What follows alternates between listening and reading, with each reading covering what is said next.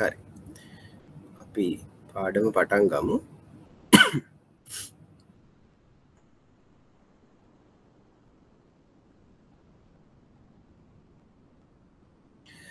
හරි දැන් මම පොඩි සාරාංශයක් වගේ කරන්න. මොකද අපි ගිය සති පාඩම පටන් ගත්ත විතරයි. ඒතර අපි මුලින්ම සාකච්ඡා කරා ඉල්ලුම් නීතිය ගැන නේද? ඒතර ඉල්ලුම් නීතියද අපි කිව්වා කිසියම් ආර්ථික භාණ්ඩයක මිල ඉහළ යනකොට එම භාණ්ඩය කෙරේ ගැනුම්කරුවන්ගේ තියෙන ඉල්ලුම අඩු වෙනවා කියලා මේ පල්ලෙහාට බැවුම් වෙන ප්‍රස්තාරයක් තමයි. එතකොට ඒකට හම්බ වෙනවා. ඊට පස්සේ සැපියුම් නීතියද අපිට හම්බ වෙන්නේ ඉහළට බැවුම් වෙන ප්‍රස්තාරයක් නේද? ඒ කියන්නේ භාණ්ඩයක මිල ඉහළ යත් මොකද වෙන්නේ?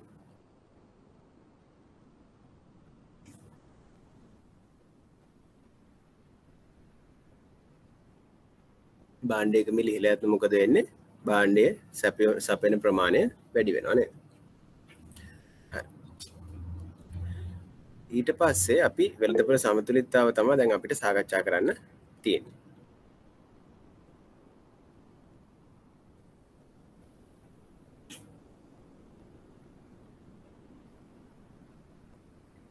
ඔව් සැපියුම් වැඩි වෙනවා.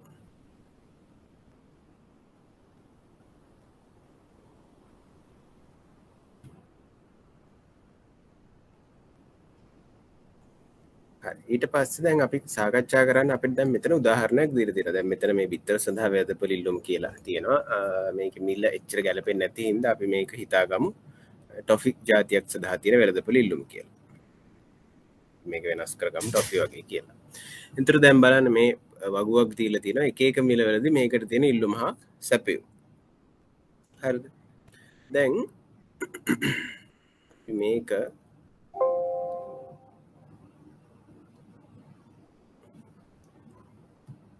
මේ පින්තූරේ මේ ප්‍රස්ථාරයටම දාගෙන බලමු පිටකොට ලේසි.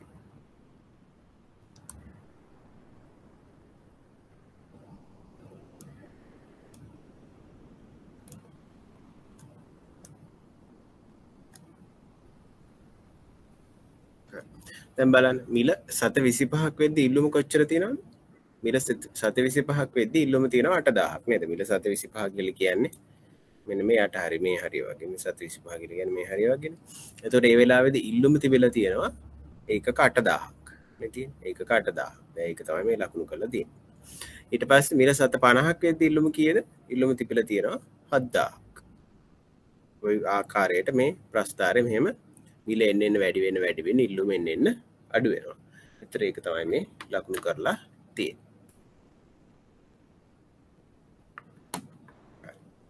ඊට පස්සේ අපි බලමු සැපියුම් ප්‍රස්ථාරගත කරලා තියෙන්නේ කොහොමද කියලා. දැන් සැපියුම් මොකද වෙන්න ඕනේ? මිල ඉහළ යන සැපියුම් වැඩි වෙන්න ඕනේ. ඒතර මිල 725ක් වෙද්දී සැපියුම් තිබිලා තියෙනවා 2000ක්. මිල 725ක් වෙද්දී සැපියුම් තිබිලා තියෙනවා 2000ක්. ඊට පස්සේ මිල 750ක් වෙද්දී සැපියුම් තිබිලා තියෙනවා 3000ක්. බලන්න මිල 750ක් වෙද්දී සැපියුම 3000යි නේ. සැපියුම 3000යි.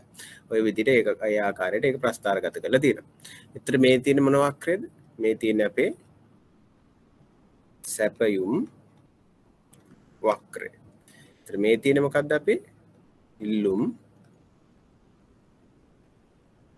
වක්‍රය. ඒතර අපේ ඉල්ලුම් වක්‍රය සැපයුම් වක්‍රය අපිට මේ ආකාරයට දීලා තියෙනවා. ඊට පස්සේ අපි බලමු දැන් මේ එක එක මිලවලදී මෙන්න මෙතන මේ තව තීරුවක් තියෙනවා හිඟේ අතිරික්තය කියලා. මේ කියන්නේ මොකක්ද කියලා අපි බලමු. දැන් බලන්න අපේ මිල 725ක් වෙද්දී ඉල්ලුම 8000යි. අපේ මිල 725ක් වෙද්දී ඉල්ලුම 8000යි. මෙන්න මේ ලක්ෂ්‍ය. මෙතන. ඉල්ලුම 8000යි. ඊට පස්සේ අපේ මිල 725ක් වෙද්දිම සැපියුම කොච්චරක් තියෙනවද? දැන් මිල අඩුයිනේ. ඒතකොට සපයන්න අඩුවේ. සැපියුම තියෙන්නේ 2000ක් විතරයි. ඒතර සැපියුම තියෙන්නේ මෙන්න මේ ලක්ෂ්‍ය. ඒතර දැන් මේ වෙලාවේදී මිනිස්සු භාණ්ඩය සඳහා ඉල්ලුම පවත්වා ගන්නවා එකක 8000ක්. ටොපි 8000ක් මේගොල්ලෝ ගන්න කැමති. හැබැයි වෙලෙන්ද විකුණන්නේ ටොෆි 2000ක් විතරයි. ඒතර 8000ක් අවශ්‍යතාව තියෙදි 2000ක් විකුණුවම මොකද වෙන්නේ? මෙන්න මේ ආකාරයට මෙන්න මේ දුර. මෙන්න මේ දුර. මෙන්න මේ ආකාරයට ඒකක 6000ක හිඟයක් ඇති වෙනවා. ඒකක 6000ක මොකක්ද ඇති වෙන්නේ? හිඟයක් ඇති වෙනවා. ඕක තමයි මේ තියෙන්නේ. එතකොට මේ 0.5 අවස්ථාවේදී ඉල්ලුම 7000යි සැපයුම 3000යි. ඒ වගේම හිඟයක් ඇති වෙනවා මේ ආකාරයට ඒකක 4000ක. එතන ඒකක 4000යි. ওই විදිහට හිඟේ පවතිනවා. ඊට පස්සේ අපි බලමු මේ උඩ යට හරිය ලක්ෂය යට හරිය එකක් බලමු.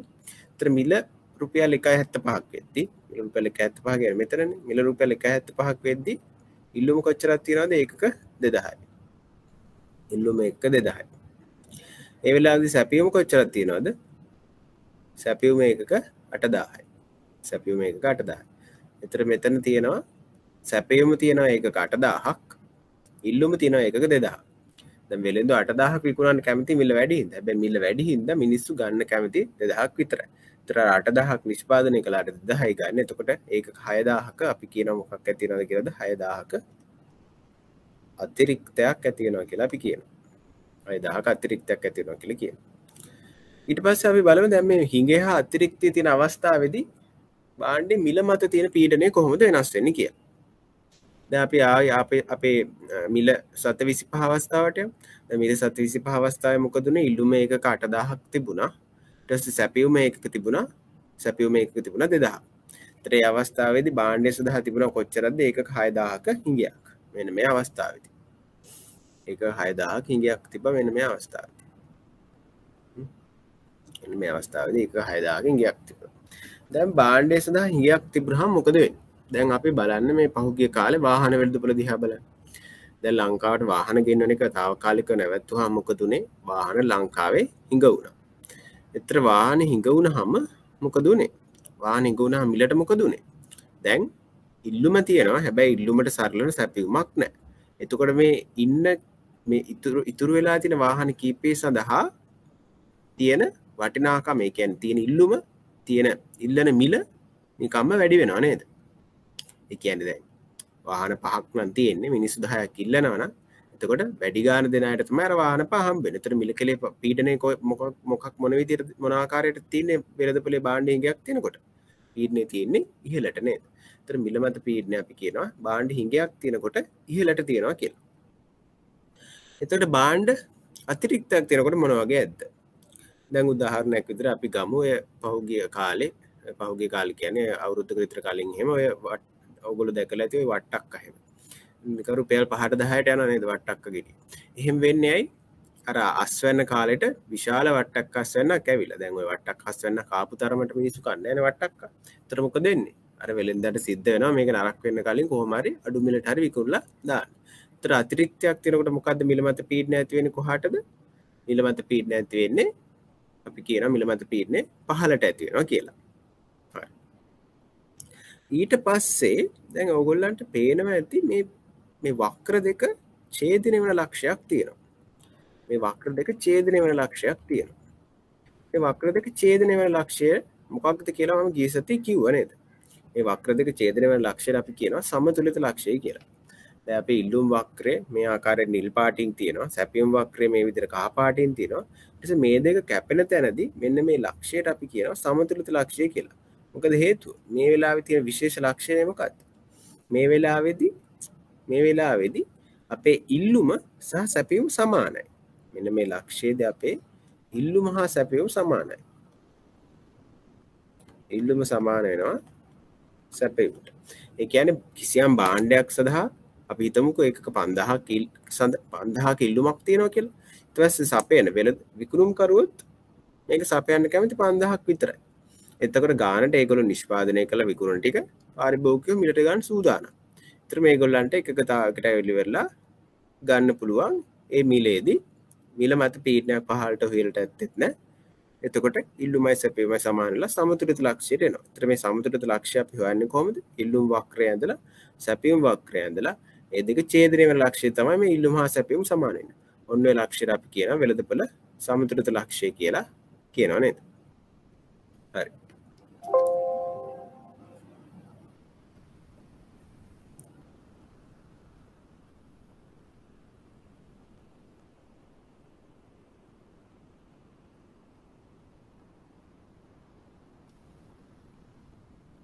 බලන්න ඉල්ලුම හා සැපයුම් ශ්‍රිතයන් එකිනෙක ඡේදනය වන්නේ මෙම වෙළඳපොළ සමතුලිත ලක්ෂයේදී.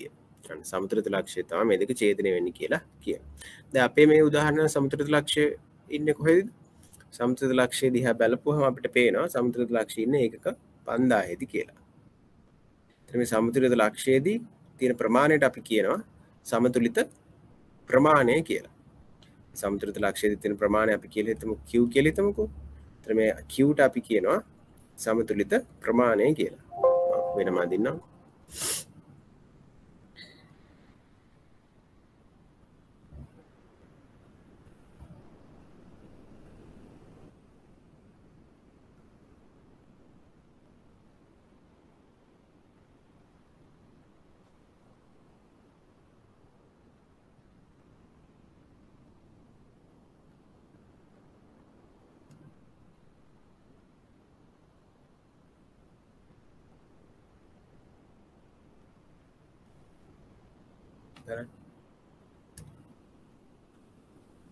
මේ විදිහට ඉල්ලුම් වක්‍රය මෙහෙම තියෙනවා. සැපයුම් වක්‍රය මෙහෙම තියෙනවා. ඔය කැපෙන තැනට අපි කියනවා සමතුලිත ලක්ෂ්‍ය කියලා.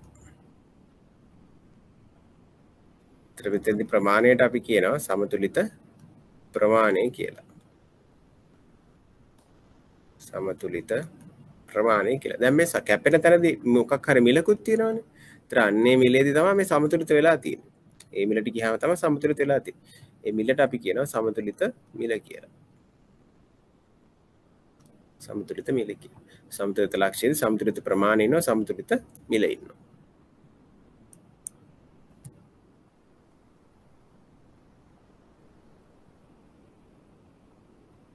බලන්න මේක.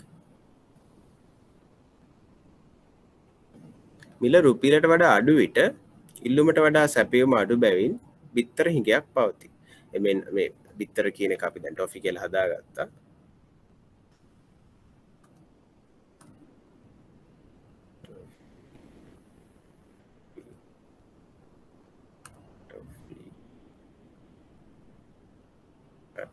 මිල රුපියලට වඩා අඩු විට ඉල්ලුමට වඩා සැපයුම අඩු බැවින් ටොෆි හිඟයක් පවතිනවා. රුපියල කියන්නේ අපේ සමතුලිත මිල. අපිට ප්‍රස්ථාරය මේ විදිහට. ප්‍රස්ථාරය සමතුලිත මිල රුපියලයි සමතුලිත ප්‍රමාණය ආව ඒකක 5000යි කියලා. ඒතර රුපියලට වඩා අඩු වෙලාවෙදී මොකද වෙන්නේ? රුපියලට අඩු වෙලාවෙදී සැපයුම අඩුයි, ඉල්ලුම වැඩි.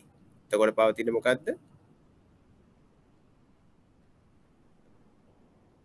භාණ්ඩ හිඟයක්. ඒක තමයි මුලින් කියන්නේ. මිල රුපියලට වඩා අඩු විට ඉල්ලුමට වඩා සැපයුම අඩු වෙන ටොෆි හිඟයක් පවතී. මෙන්න මිල රුපියලට වඩා වැඩි විට ඉල්ලුමට වඩා සැපයුම වැඩි බැවින් ටොෆි අතිරික්තයක් පවතී. කියන්නේ රුපියලට වඩා වැඩි අවස්ථාවේදී මේ වගේ වෙලාවක නේ. ඒතර මොකද වෙලා තියෙන්නේ? ඉල්ලුම වැඩි, සැපයුම ඉල්ලුම අඩුයි, සැපයුම වැඩි. එතකොට තියෙනවා අපිට කියනවා භාණ්ඩ අතිරික්තයක් කියලා. ටොෆි අතිරික්තයක් පවතී. වෙළඳපොළ සමතුලිතතාවය යනු සැපයුම් ප්‍රමාණය ඉල්ලුම් ප්‍රමාණයට සමාන වෙන මිල වේ. අපි කතා කළා. ටොෆි සඳහා මිල රුපියල් 1කි. එම මිල සමතුලිත මිල සැඳෙන අතර ප්‍රමාණය සමතුලිත ප්‍රමාණය වේ. ඉල්ලුම් හා සැපයුම් ශ්‍රිතයන් එකිනෙක ඡේදනය වන්නේ මෙම වෙළඳපොළ සමතුලිත ලක්ෂ්‍යයේදීය. අතිරික්තයක් හෝ හිඟයක් පවතින විට මිල මත ඇතිවන පීඩනය මගින් වෙළඳපොළ සමතුලිතතාවයේ දෙසට තල්ලු කෙරේ. අන්න බලන්න මේ මොකක්ද කියන්නේ කියලා. දැන් ඔය කියන්නේ දැන් හිතන්නකෝ අපේ වෙළඳපොලේ දැන් භාණ්ඩ හිඟයක් තිබුණා කියලා. දැන් හිතන්න අපි ඉන්නවා මෙන්න මේ ලක්ෂ්‍ය. මෙන්න මේ වගේ ලක්ෂයක. භාණ්ඩ හිඟයක් පවතින ලක්ෂ්‍ය. මම අනිත් රූපය ඇඳලා පෙන්නන්න.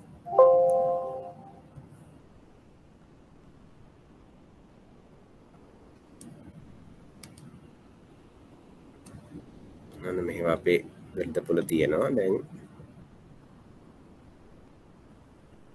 ඉල්ලුම් ශ්‍රිතය මේ විදිහට ඇඳ ගන්නවා. සැපයුම් ශ්‍රිතය මේ විදිහට ඇඳ ගන්නවා. දැන් ඔන්න හිතන්නකො මිල තියනවා කියලා මෙන්න මේ වගේ ප්‍රමාණයක. මේ ඉල්ලුම් මේ සැපයුම්. දැන් මේ වෙලාවේදී Q1 ඉල්ලුමක් තියෙනවා. Q2 සැපයුමක් තියෙනවා. හරි. දැන් මේ වෙලාවේදී Q1 ඒ කියන්නේ ඉල්ලුම මොකද වෙලා තියෙන්නේ? ඉල්ලුම අඩුයි. මිල ගොඩක් වැඩි හින්දා ඉල්ලුම අඩුයි. ඊට පස්සේ මිල ගොඩක් වැඩි හින්දා සැපයුම් කරන්න පැවති ප්‍රමාණය වැඩි. හැබැයි දැන් මෙතන සපයන ප්‍රමාණය ඔක්කොම විකිනෙන්නේ නැහැනේ. ඒතර භාණ්ඩ අපත යනවනේ. ඒතර මොකද කරන්නේ? ඒතර සැපයුම් කරුවෝ මොකද කරන්නේ? දැන් මේ ඉල්ලුම් කරුවෝ භාණ්ඩ මිලදී ගන්න නැත්නම් මිල වැඩි හින්දානේ. එන්න මේ මිල වැඩි හින්දානේ ගන්න නැත්තේ. ඒතර ඒගොල්ලෝ මොකද කරන්නේ? මිල ටික ටික අඩු කරනවා. අර මං කිය මිල මත භාණ්ඩ අතිරික්තයක් තියෙන වෙලාවදී මිල මත පහළට පීඩක් තියෙනවා කියලා. ඒතර ටික ටික භාණ්ඩ අඩු කරනවා. ඔන්න අඩු කළා කියලා හිතනකො මේ ගානට වගේ. අඩු කරපුවාම මොකද වෙන්නේ? එතකොට ඔන්න ටිකක් වැඩියෙන් ගන්න කැමති මේගොල්ලෝ. Q1 dash වෙනවා. එතකොට සපයන ප්‍රමාණය දැන් මිල අඩු කළානේ. ඒතර මිල අඩු කළපුවාම කලින් තරම් සපයන්න කැමති නෑ. මොකද ලාභය අඩු වෙනවනේ. ඒතර ඒගොල්ලෝ කැමති සපයන්නේ Q2 dash වගේ ප්‍රමාණයක්. හරි. ඊට පස්සේ දැන් තාමත් අතිරික්තයක් තියෙනවා. ඒතර තාම බාණ්ඩ අපතේ යාමක් සිද්ධ වෙනවා. ඒතර මොකද තව පහළට එල්ලලා මෙන්න මේ සමතුලිත ලක්ෂ්‍ය දක්වා මිල අඩු කරනවා. අන්න එතෙන්දි ගන්නට සපයන ප්‍රමාණය මිලදී ගන්න මිනිස්සු කැමති. එතකොට අපි කියනවා වෙළඳපොළ සමතුලිතතාවය දෙසට ආවා කියලා. කොහොමද සමතුලිතතාවය දෙසට ආවේ? බාණ්ඩ අතිරික්තයක් පවතිනකොට මොකද උනේ? අතිරික්තයක් පවතින විට මිල පන්ත පීඩනය පහළට ඇවිල්ලා තමයි මේ සමතුලිතතාවය දෙසට මිල පල්ලෙහා ගිහින්. ඒතර ඔක විරුද්ධ දිශාව වෙනවා බාණ්ඩ හිගයක් තිබ්බොත්. ඒතර බාණ්ඩ හිගයක් තිබ්බොත් එහෙනම් මිල ටික ටික වැඩි වෙලා ඉවරලා සමතුලිතතාවය දෙසට යනවා. හිතනවා ඒ කොටස පැහැදිලි කියලා. මොනවා හරි ගැටලුවක් තියෙනවා ඔයගොල්ලන්ට අහන්න පුළුවන්.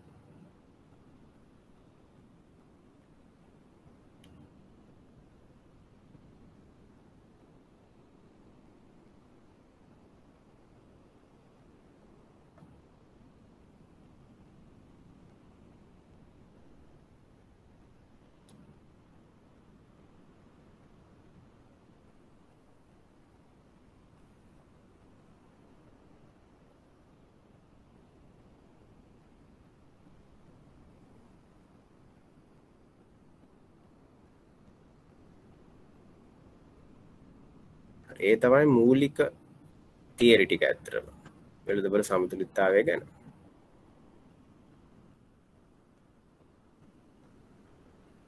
දැන් අපි බලමු වෙළඳපොළ සමතුලිතතාවයේ තියෙන පොඩි අණු කොටස් ටික. දැන් මේ වෙළඳපොළ සමතුලිතතාවය විවිධ බාහිර බලපෑම් හින්දා වෙනස් වෙන්න පුළුවන්. විවිධ බාහිර බලපෑම් හින්දා වෙනස් වෙන්න පුළුවන්. විශේෂයෙන් මේ බාහිර බලපෑම් ඇති කරන පාර්ශවයක් තමයි දැන් වෙළඳපොළ ආර්ථිකයක් කියලා කියන්නේ වෙළඳපොළ බලවේග මත මිල තීරණය වෙන පද්ධතියක්. කියන්නේ වෙළෙන්ද සහ භාණ්ඩ මිලදී ගන්න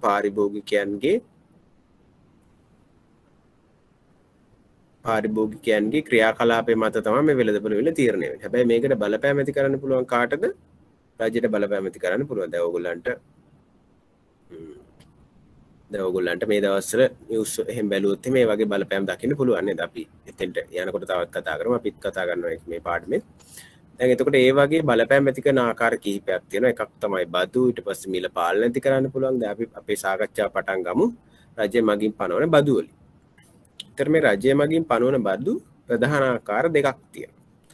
පළවෙනි එක තමයි විකුණුම් බදු, දෙවෙනි එක තමයි එකතු කොලාගේ මත බදු. එතකොට අපි බලමු මොකද වෙන්නේ කියලා මේ විකුණුම් බද්දක් පැනවුවාම. හරි විකුණුම් බද්දක් පැනවුවාම මොකද වෙන්නේ කියලා බලමු. මේ පාරිභෝගිකයා මත පැනවි වැඩි මිලක් ගෙවීමට සිදුවන බැවින් ඉල්ලුම් වක්‍රය පහළට විතැන්වේ. අන්න ඉල්ලුම් වක්‍රය පහළට විතැනලා බලමු මේ කොහොමද වෙන්නේ කියලා. ඔක වෙන්නේ දැන් ඔන්න මෙහෙම ඉල්ලුම් වක්‍රයක් තියෙනවා කියලා හිතන්නකො සාමාන්‍ය අවස්ථාවේදී. මේ ඉල්ලුම් වක්‍රයක් තියෙනවා.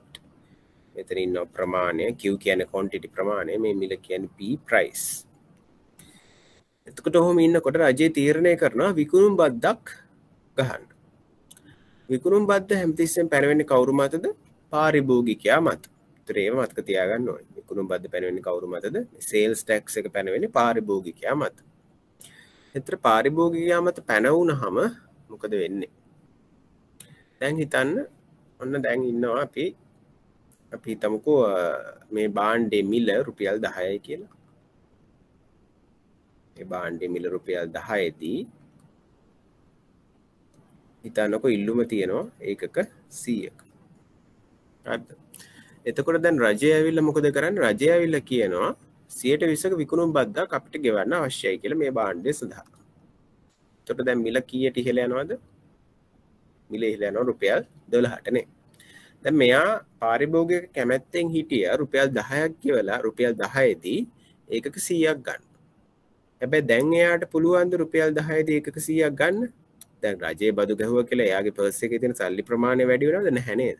ඒතර එයාගේ රුචිකත්වය වැඩි වෙන්න හේතුවක් නැහැනේ. එතකොට එයා රුපියල් 10 දී ඒකක 100ක් ගන්න හිටියා නම් දැන් මෙහෙම බද්දක් ගහපුවාම එයා ගන්න කැමති ඒකක ප්‍රමාණය කීයේදී ගන්න කැමති ඒකක ප්‍රමාණයද? දැන් මෙයාට තාමත් මේ භාණ්ඩය වෙනුවෙන් එළියට දාන්න පුළුවන් රුපියල් 10නේ. දැන් මෙයාට ආණ්ඩුවට දෙන්න වෙනවා රුපියල් 2ක් දැන් මේ මිලේ තියෙන. එතකොට මෙයාට දැන් ආණ්ඩුවට රුපියල් 2ක් දෙන්න වෙන හින්දා මෙයා මොකද කරන්නේ? මෙයාට රුපියල් 2ක බද්දක් ගහපු හින්දා අපි මේක 100ට ගණන් වලින් හිතන්න රුපියල් 2ක බද්දක් ගහුවා කියලා සරලව හිතමුකෝ. ප්‍රතිශතතාවයන් පොඩ්ඩක් කරදරයි විස්තර කරන්න. රුපියල් 2ක බද්දක් ගෙවුවා කියලා හිතමුකෝ මේ භාණ්ඩෙට. ඒත් රුපියල් 2ක බද්දක් ගෙවුවාම දැන් මෙයා රුපියල් 10ක් ගෙවලා ඒකක 100ක් මිලදී ගන්න කැමැත්තෙන් හිටියා. දැන් මෙයාට රුපියල් 10ක් ගෙවලා ඒකක 100ක් ගන්න අවස්ථාවේදී රුපියල් 12ක් වැය කරන්න සිද්ධ වෙනවා. එතකොට මෙයා දැන් සූදානම් නැහැ අර භාණ්ඩ ප්‍රමාණයම ගන්න. එතකොට මෙයා මේ භාණ්ඩ ප්‍රමාණයම ගන්න සූදානම් නැහැ. එහෙනම් මෙයා ඒකක 100ක් ගන්න කැමති මොන මිලේදීද? වෙන්නේ නැතිද? මෙයා ඒකක 100ක් ගන්න කැමති එයාගෙන් රුපියල් 10ක් එළියට යන අවස්ථාවේදීනේ. ඒතර එයාගෙන් දැන් රුපියල් 10ක් එළියට යන අවස්ථාවේදී මිල කීයද? එයාගේ රුපියල් 10ක් යනවා කියලා කියන්නේ ආණ්ඩුවට බද්දු රුපියල් 2ක් ගෙවන ඉඳ රුපියල් 8 නේද? රුපියල් 8. මම කියන එක තේරෙනව නේද? දැන් හිතන්නකෝ දැන් කලින් මොකද උනේ? කලින් රුපියල් 10 තිබ්බා 10ක් ගෙවලා මෙයා ඒකක 100ක් ගන්න කැමැත්තෙන් හිටියා. දැන් මෙයා රුපියල් 8 ගෙවන අවස්ථාව ගැන නිකමට හිතන්නකෝ. දැන් රුපියල් 8 ගෙවන අවස්ථාවේදී මෙයාගේ පර්ස් එකෙන් කොච්චර ප්‍රමාණයක් එළියට යනවද? රුපියල් 8යි ආන්දුර ගෙවන රුපියල් 2යි රුපියල් 10ක් එළියට යනවා. එහෙනම් මෙයා දැන් රුපියල් 8 කියන මිලේදී තමයි මේ ඒකක 100ක් ගන්න කැමති. රුපියල් 8 දී තමයි මේ ඒකක 100ට මේක යාවෙන්න ඕනේ. දැන් කලින් නම් 10 දින මේක 100ට යාවුනේ. දැන් 8 දී තමයි මේක 100ට යාවෙන්න ඕනේ. එහෙනම් මෙයාගේ ඉල්ලුම් වක්‍රය මෙන්න මේ ලක්ෂ්‍ය හරහා යන්න ඕනේ. මේ ලක්ෂ්‍ය හරහා යන්න ඕනේ. ඔය වගේ තමයි රුපියල් හිතන්නකො රුපියල් අනිත් පැත්තේ හිතන්නකො. දැන් රුපියල් 12ක් වැය කරන අවස්ථාව හිතන්නකො.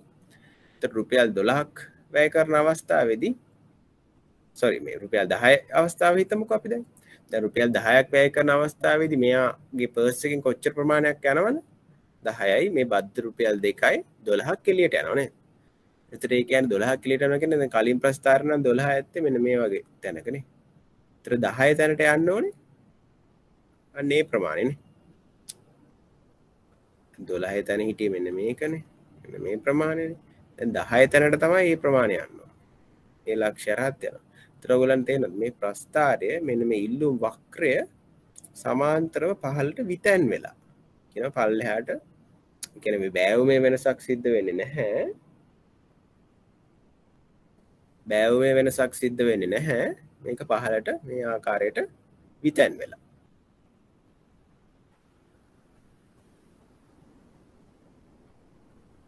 පැහැදිලි නේද? අපැහැදිලිකමක් තියෙනවා අහන්න. මොකද මේක ගොඩාක්ම සරලත් නැහැ. අර පැහැදිලි කොටසක් තියෙනවා අහන්න.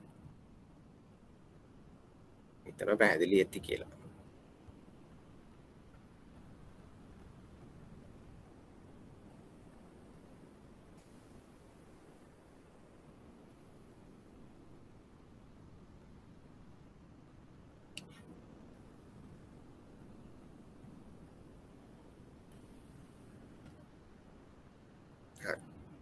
දැන් බලන්න මේ පාරිභෝගිකයා මත පැනවී වැඩි මිලක් ගෙවීමට සිදුවන බැවි.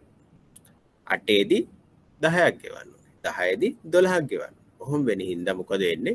ඒතර අනිවාර්යෙන් උගලන් සරලව තේරෙන්න ඕනේ. වැඩිපුර මුදලක් ගෙවන්නකොට මෙයාගේ ඉල්ලුම මොකද වෙන්න ඕනේ? ඉල්ලුම පහළට යන්න ඕනේ. ඉල්ලුම පහළට යනවා කියලා කියන්නේ මේ ඉල්ලුම් වක්‍රය පහළට යනවා. හොඳ ඉල්ලුම් වක්‍රය විතැන් වෙනවා. මොකද දැන් දෙන්නද ඕනෑම මිලකදී කලින් ප්‍රමාණයට වඩා අඩුවෙන් තමයි මෙයා ගන්න. දැන් මේ 8 වගේ තැනක් බලන්නකො. කලින් ගන්න කැමැත්තෙන් හිටියා මේ 8 දික් කරපුවම කලින් ගන්න කැමැත්තෙන් හිටියා මෙන්න මේ වගේ ප්‍රමාණයක් නේ. කලින් ගන්න කැමැත්තෙන් හිටියා මේ වගේ ප්‍රමාණයක්. මෙතන දැන් ගන්න කැමැති කොච්චරද? මෙච්චරයි නේ.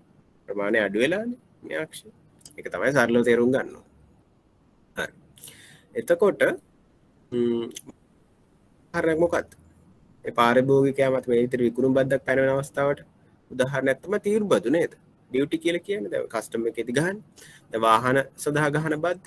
ඒතර ලක්ෂ 25ක වාහනයක් ඔයගොල්ලෝ ගෙන්නනවා නම් ඔකට 100%ක බද්දක් ගෙවනවා නම් ඒතර ඔයගොල්ලන්ගේ පොකට් එකෙන් එහෙම නැත්නම් ඔයගොල්ලන්ගේ බැංකු ගිණුමෙන් වැය වෙන මුළු මුදල ලක්ෂ 50ක් නේද? ඒතර ලක්ෂ 25ක් වුණා නම් මිල ඔයගොල්ලෝ වැඩිපුර ප්‍රමාණයක් ඒ කියන්නේ වාහන ඒ කියන්නේ පාරිභෝගික ඔක්කොම එකතුලා වාහන ගොඩක් ඒ කියන්නේ සමස්ත පාරිභෝගික සංඛ්‍යාව වාහන සඳහා ඉල්ලුම 1000ක් වෙන්න පුළුවන්. හැබැයි දැන් ඕක මත 100%ක බද්දක් ගහලා ලක්ෂ 50ක් කළාම පාරිභෝගික 200කට වෙන්න පුළුවන් ගන්න පුළුවන්.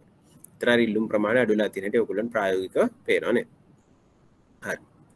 ඒතර ඉල්ලුම් ඒතර විකුණුම් බද්ද ගහපුවම මොකද උනේ? ඉල්ලුම් වක්‍රය පහළට විතැන්නුණා. ඉල්ලුම් වක්‍රය පහළට විතැන්නුණා. විකුණුම් බද්ද ගහපුවා. ඊට පස්සේ බලමු අනිත් ආකාරයේ බද්ද මොකක්ද කියලා. ඒ තමයි එකතු කලාගේ මත බද්ද. මේ විකුණුම් කරුවන් මත පැනවීමෙන් නිෂ්පාදන වියදම් වැඩිවීම නිසා සැපයුම අඩුවන අතර සැපයුම් වක්‍රය ඉහළට විතැන් වෙනවා. මේ එකතු කලාගේ මත බද්ද කියලා කියන්නේ වැලියු ඇඩඩ් ටැක්ස් කියන්නේ වැට් එක. මේ වැට් එක ගහන්නේ අතරම පාරිභෝගිකව මත නෙමේ විකුණන අය මත තමයි සම්මත ආකාරයට ගහන්නේ. එතකොට ඔහොම ගහපුවාම මොකද වෙන්නේ? මේගොල්ලන්ගේ නිෂ්පාදන වියදම් වැඩිවීම නිසා සැපයුම අඩු වෙලා සැපයුම් වක්‍රය ඉහළට විතැන්වෙනවා. ඒතර මේකට උදාහරණයක් විතර ගත්තොත් එහෙම හිතන්න. බාණ්ඩයක මිල හිතන්නකො රුපියල් 120යි කියලා. ඒතර බාණ්ඩයක මිල රුපියල් 120 නම් රජය ඇවිල්ලා ගහනවා 115ක වැට් බද්දක්. ඒතර 115ක එකතු කළාගේ මත බද්දක්. එහෙම නැත්නම් වැට් බද්දක් ගහපුවා මොකද වෙන්නේ? දැන් මෙයා රුපියල් 120ට මේ බාණ්ඩ විකුණන හිටියේ. දැන් මොකද වෙන්නේ? මේ 120න් 115ක්. 120න් 115ක් කියන්නේ රුපියල් 18ක් නේ. රුපියල් 18ක් ගෙවන්න ඕන කාටද? රජයට. දැන් කලින් නම් මෙයා මේ භාණ්ඩ විකුණුවාම මෙයාගේ අතර 120ක් ආවා. හැබැයි දැන් මෙයාගේ අතර කීයක් එනවද? 120 රින 18. මොකද 18ක් ආණ්ඩුවට දෙන්න ඕනේ. ඒතර මෙයාට හම්බෙන්නේ 102යි. දැන් ඕකත් අපිට කලින් වගේම විස්තර කරගන්න පුළුවන්.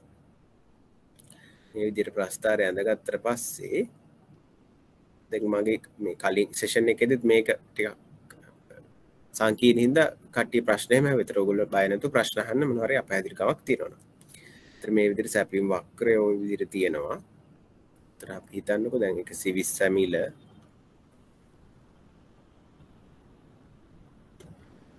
120 මිලේදී 50ක් ගන්න කැමැත්තෙන් හිටියා කියලා මේ 50ක් සපයන්න කැමැත්තෙන් හිටියා කියලා මේගොල්ලෝ. මේ සැපයුම් වක්‍රය. දැන් මොකද වෙන්නේ? දැන් 120 මිලේදී මොකද වෙන්නේ? දැන් 120 මිලේදී මෙයාට 120ක් හම්බෙන්නේ නැහැ. මෙයාට 120ක් හම්බෙන්නේ 102යි හම්බෙන්නේ. 102යි යාගේ අතර හම්බෙන්නේ. එයා එතකොට සපයන්න කැමති අර 120 දී ගන්න නෙමෙයි. එයාට 102ක් කලින් හම්බෙච්චි සපයන්න කැමති ප්‍රමාණය තමයි එයා සපයන්න කැමති. 102 ප්‍රමාණය මේ වගේ කියලා හිතමුකෝ අපි. 102 දී එයා සපයන්න කැමතිලා ඉඳලා තියෙන මෙන්න මේ වගේ ප්‍රමාණය. එතකොට දැන් 120 දිත් මොකද වෙන්න ඕනේ? දැන් 120 දී කැමතිත් මෙයා හිතමුකෝ 45යි කියලා. දැන් 120 දිත් මෙයා 45යි දෙන්න කැමතියි. එන්න මෙන්න මේ ලක්ෂය හරහා සැපයුම් වක්‍රය යන්න ඕන. අලුත් සැපයුම් වක්‍රය. මොකද 120 යා වෙන්න ඕන 45ට. එහෙනම් ඔයගොල්ලන්ට තේරෙනවා මේ විදිහට මෙහෙම මේ ආකාරයට ඔහොම සමාන්තරව ඉහළට විතැන් වෙනවා සැපයුම් වක්‍රය. හරි. ඒතර ඔයගොල්ලන්ට මේ සාරාංශය මේකේ දීලා තියෙනවා. මොකද වෙලා තියෙන්නේ? මේ බදු ටැක්සස් කියන්නේ බදු. ඒතර අපිට ගහපුවාම සේල් මේ මොනවද?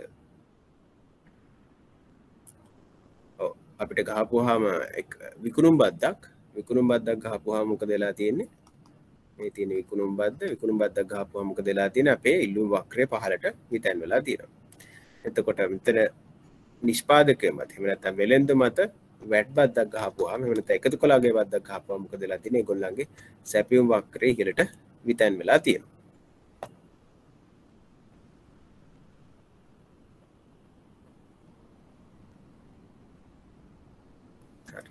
මොනවාරි ගැටලු තියෙනවද?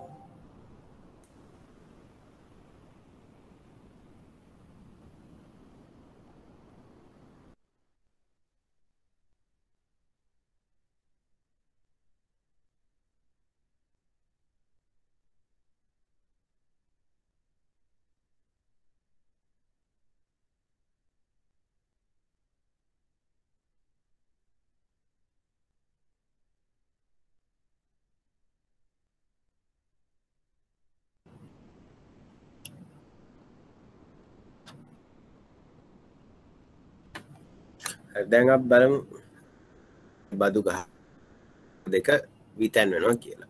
වක්‍ර විතැන් වෙන දිශාවත් අපි දන්නවා. ඒතර අපි බලමු ඒකේ බලපෑම මොකක්ද කියලා. ඊට අවස්ථා දෙකේදී වක්‍රයන්ගේ විතැන් වීම විශාලත්වය රජය මගින් පනවන බදු වල ප්‍රමාණයට සමානයි. හරිනේ. අර මේ වෙනස් වෙච්ච ප්‍රමාණය පරතරය දැන් මෙතෙන් දැන් මේ රුපියල් 2කින් තමයි මේ රුපියල් 2ක මිලට අදාළ ප්‍රමාණය තමයි මේ විතැන් උනේ. විතැන්ලා තියෙන්නේ රුපියල් 2ක මිලට අදාළ ප්‍රමාණය. මෙතනදත් මේ පනවන බදු ප්‍රමාණයට අදාළ ප්‍රමාණයෙන් තමයි මේවා විතැන් වෙන්නේ. අවස්ථා දෙකේදීම සමතුලිත ප්‍රමාණය ගෙවන මිල සමාන ප්‍රමාණ වලින් වෙනස් වේ. මොන ආකාරයට කියන්නේ විකුණුම් බද්දක් ගෙවුවත් වැට් බද්දක් ගෙවුවත් මේවා ප්‍රමාණ වෙනස් වෙන ප්‍රමාණ සමානයි කියලා අතට ඔයගොල්ලෝ දැනගන්න ඕනේ. එතකොට ඊට පස්සේ කියන මේක තමයි වැදගත්ම වාක්‍යය. සමතුලිත ප්‍රමාණයට විතර ගෙවන මිල වැඩි වෙනවා. බලමු මොකද වෙන්නේ කියලා. දැන් ඔන්න හිටියේ කියන්නකො මෙන්න ඉල්ලුම් වක්‍රය ඔය විදිහට හිටියා. ඊට පස්සේ අපි ගහනවා මොකද්ද විකුණුම් බද්දක්. එතකොට විකුණුම් බද්දක් ගහපුවාම මේ විදිහට මේ වක්‍රය පහළට විතැන් වෙනවා. සැපියුම් වක්‍රය කලින් විදිහට ඉන්නවනේ. සැපියුම් වක්‍රය වෙනසක් නැහැ කියලා හිතමුකෝ අපි. සැපියුම් බදු නොගෙවුවා කියලා හිතමුකෝ. එතකොට අපේ කලින් සමතුලිත ප්‍රමාණය තිබි කීයද? Q1 P1. දැන් අලුත් සමතුලිත ප්‍රමාණය බලන්න අලුත් ඉල්ලුම් වක්‍රයත් එක්කනේ. එතකොට එතනදී සමතුලිත ප්‍රමාණය මොනවද? Q2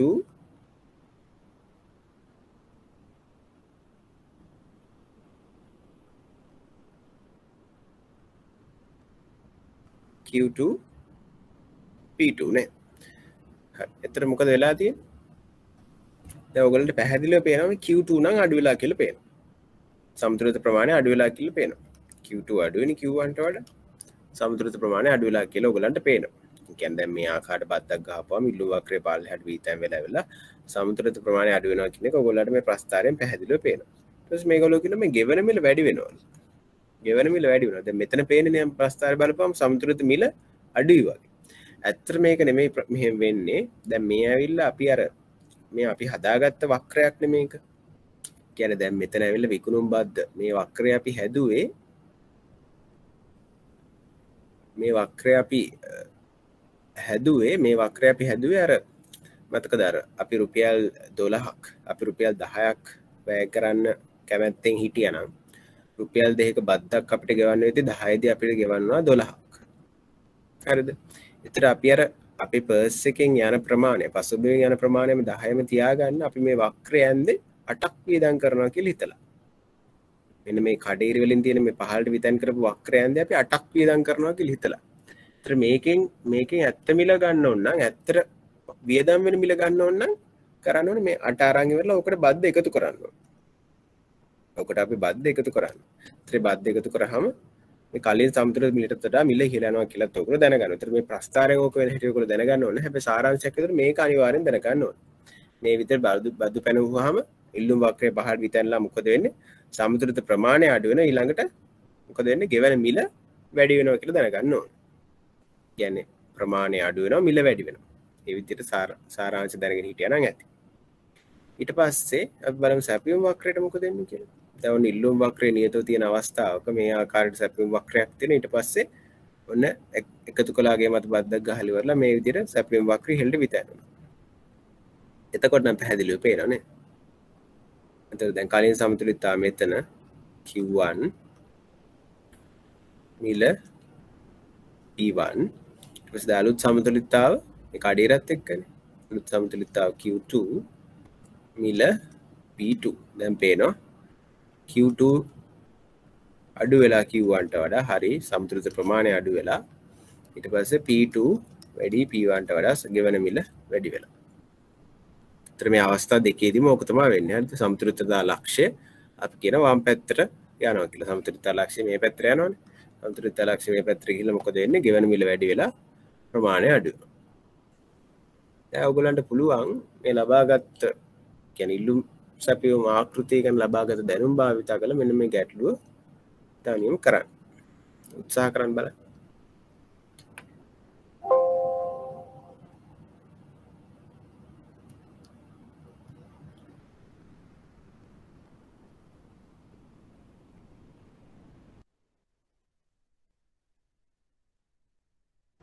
විනාඩි 3ක් වගේ දෙන්නම් ඔයගොල්ලෝ උත්සාහ කරන්න. උත්සාහ කරලා පිළිතුරු දාන්න chat එකේ.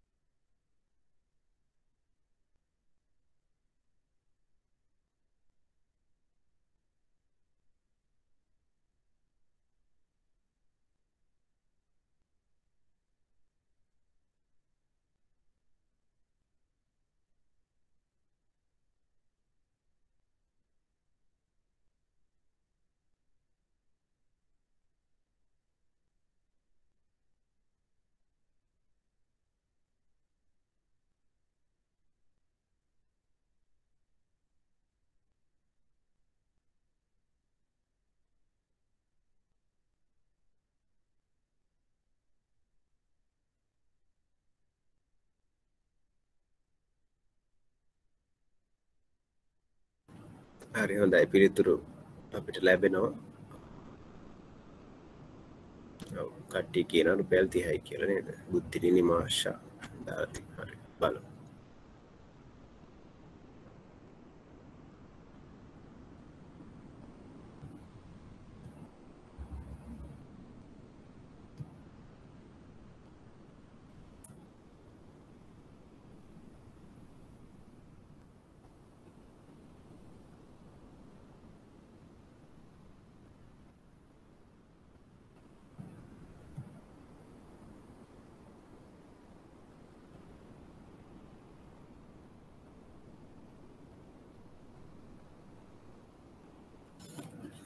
බලන්න. නිදහස් වෙළඳපොලේ වෙළඳපොළ බලවේග තුලින් ඉල්ලුම හා සැපයීම සමාන වෙළඳපොළ සමතුලිතතාවක් ඇති වෙයි. ඔය වෙළඳපොළ සමතුලිතතාව ඇති වෙන්නේ අර ඉල්ලුම හා සැපයීම බලවේගය හින්දා නේද? ඒතර ඉල්ලුම සහ බලවේග වලට බලපෑම් කරන විදිහක් තමයි ආණ්ඩුව. එක්තරා භාණ්ඩයක ඉල්ලුම හා සැපයීම හැසිරීම පහත දැක්වේ. මේ දීලා තියෙන ඉල්ලුම් වක්‍රද ඉල්ලුම් ශ්‍රිතද? ඉල්ලුම් වක්‍ර නේද මේ? ප්‍රමාණය කියන එක ඉස්සරහට දාලා දීලා තියෙන්නේ.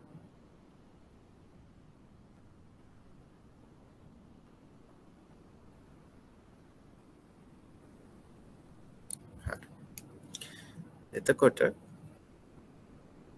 අපේ ඉල්ලුම් ප්‍රමාණය දීලා තියෙනවා D සමානයි C ඍණ 2p කියලා. සැපයුම් ප්‍රමාණය දීලා තියෙනවා S සමානයි ඍණ 20 ධන 2p කියලා. අපිට කියන වෙළඳපොළ දැන් අපිට ඕනම් ප්‍රස්ථාරගත කරන්නත් පුළුවන් මේ ඉල්ලුම් වක්‍රය සැපයුම් වක්‍රයයි. ප්‍රස්ථාරගත කරන්න ඉතින් අවශ්‍යතාවයක් නැහැ. මම ඕගොල්ලන්ට පුරුදු වෙන්න ප්‍රස්ථාරය ඇඳලා පෙන්නන්න. ඒතර ප්‍රස්ථාරය අඳිනවා නම් අපිට සාමාන්‍යයෙන් දැන් බල්ලි ඉවරලා මේ මෙහෙම තීද්දිත් ඇඳ ගන්න පුළුවන්. හැබැයි සාමාන්‍යයෙන් ඉල්ලුම් ශ්‍රිතය අරගෙන ප්‍රස්ථාරය අඳින්න ලේසි. මොකද අපි අඳින්නේ මේ වගේ ප්‍රස්ථාරයක්නේ. අපි අඳින්නේ මෙතන ඉන්න අපේ ප්‍රමාණය මෙතන ඉන්නවා p. ඒතර අපිට පුරුදු y සමාන mx ප්‍රස්ථාරය ඇඳලානේ. ඒක දැන් y සමාන mx ආකාර ප්‍රස්ථාරය කියන්නේ y සමානයි දැන් හිතන්නකො 2.3 තියෙනවා කියලා. ඒතර අපි දන්නවා ඔය විදිහේ ප්‍රස්ථාරයක් එනවා කියලා. දැන් ඕක එක් උක්ත කරලා තිබ්බම අපිට ඇඳ ගන්න අමාරු වෙන්නේ. ඒතර හැමතිස්සෙම ප්‍රස්ථාරය අඳින්න කිව්වොත් එහෙනම් මොකද කරන්න ඕනේ? මිල උක්ත කරගන්න. ඒතර මේකේ මිල උක්ත කළොත් එහෙම ඔයගොල්ලන්ට එනවා 2p සමානයි c ඍණ d කියන්නේ p සමානයි කියලා එනවා 50 ඍණ d බෙදීම 2යි කියලා නේ. ඒතර මෙතන උක්ත කළොත් එහෙම p මොකක් කියලාද? මෙතන p උක්ත කළොත් එහෙම එනවා p සමානයි s බෙදීම 2 ධන 10 කියලා. මේක ඍණ d බෙදීම 2 ධන 50. මේවයි තමයි mx ධන c වගේ. c 50 මෙතන හරිනේ. මෙතන භාගයයි m s වෙනුවට ඉන්නේ x ධන 10යි. එතකොට දැන් ඊට පස්සේ ඔන්න ප්‍රස්ථාරය අඳ ගන්න පුළුවන්. දැන් පළවෙනි ප්‍රස්ථාරය ඉල්ලුම් වක්‍රය ඇඳුත් මේ ඍණ අනුක්‍රමණයක් තියෙන්නේ 50 තමයි අන්තක්කණ්ඩ. ඒතර 50 මේ වගේ හරි කියලා හිතුවොත් එහෙම. ඔන්න ඔය විදිහේ ප්‍රස්ථාරයක් තමයි ඉල්ලුම් වක්‍රය. සැපයුම් වක්‍රය ඇඳුත් එහෙම ඒකේ ධන 10 ධන අන්තක්කණ්ඩයක් තියෙන්නේ. ඊට පස්සේ ඒකෙත් භාගය අනුක්‍රමණය. මේ අනුක්‍රමණයමයි තියෙන්නේ. ඒතර මේ වගේ බෑවමක් තියෙන හැබැයි ධන. ඒතර වගේ ප්‍රස්ථාරයක් තමයි සැපයුම් වක්‍රය. මම නිකන් ඇඳේ ප්‍රස්ථාර දෙක එක අඳින අවස්ථාවක් නැහැ. ඒතර වෙළඳපොළ සමතුලිත මිල ගණනය කරන්න කියපුවාම ඔයගොල්ලෝ කියන්න ඕනේ වෙළඳපොළ සමතුලිතතාවයේදී මොකද වෙන්නේ? වෙළඳපොළ සමතුලිතතාවයේදී මොකද වෙන්නේ? ඉල්ලුම සමානයි සැපයුම නේද? ඔන්න ඉල්ලුම සමානයි සැපයුම නම් ඔයගොල්ලන්ට පුළුවන් මේ දෙන්නා සමාන කරන්න. මේ DSU සමාන වෙනවා නේද? D සමානයි S වෙනවා. ඒතර DSU සමාන වුණාම මොකද වෙන්නේ? 100 ඍණ 2p සමාන වෙනවා ඍණ 20 ධන 2p ට. එතකොට 4p සමාන වෙනවා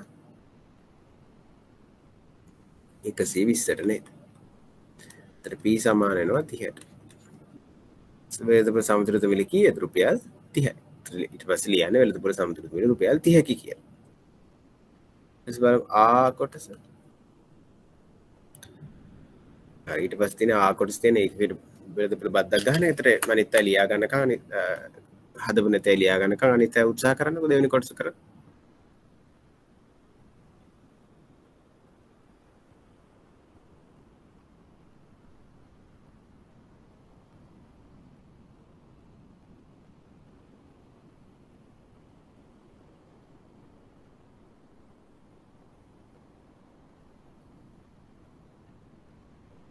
හරි විහඟ අනිත් එකටත් උත්තරේ දීලා තියෙන හොඳයි.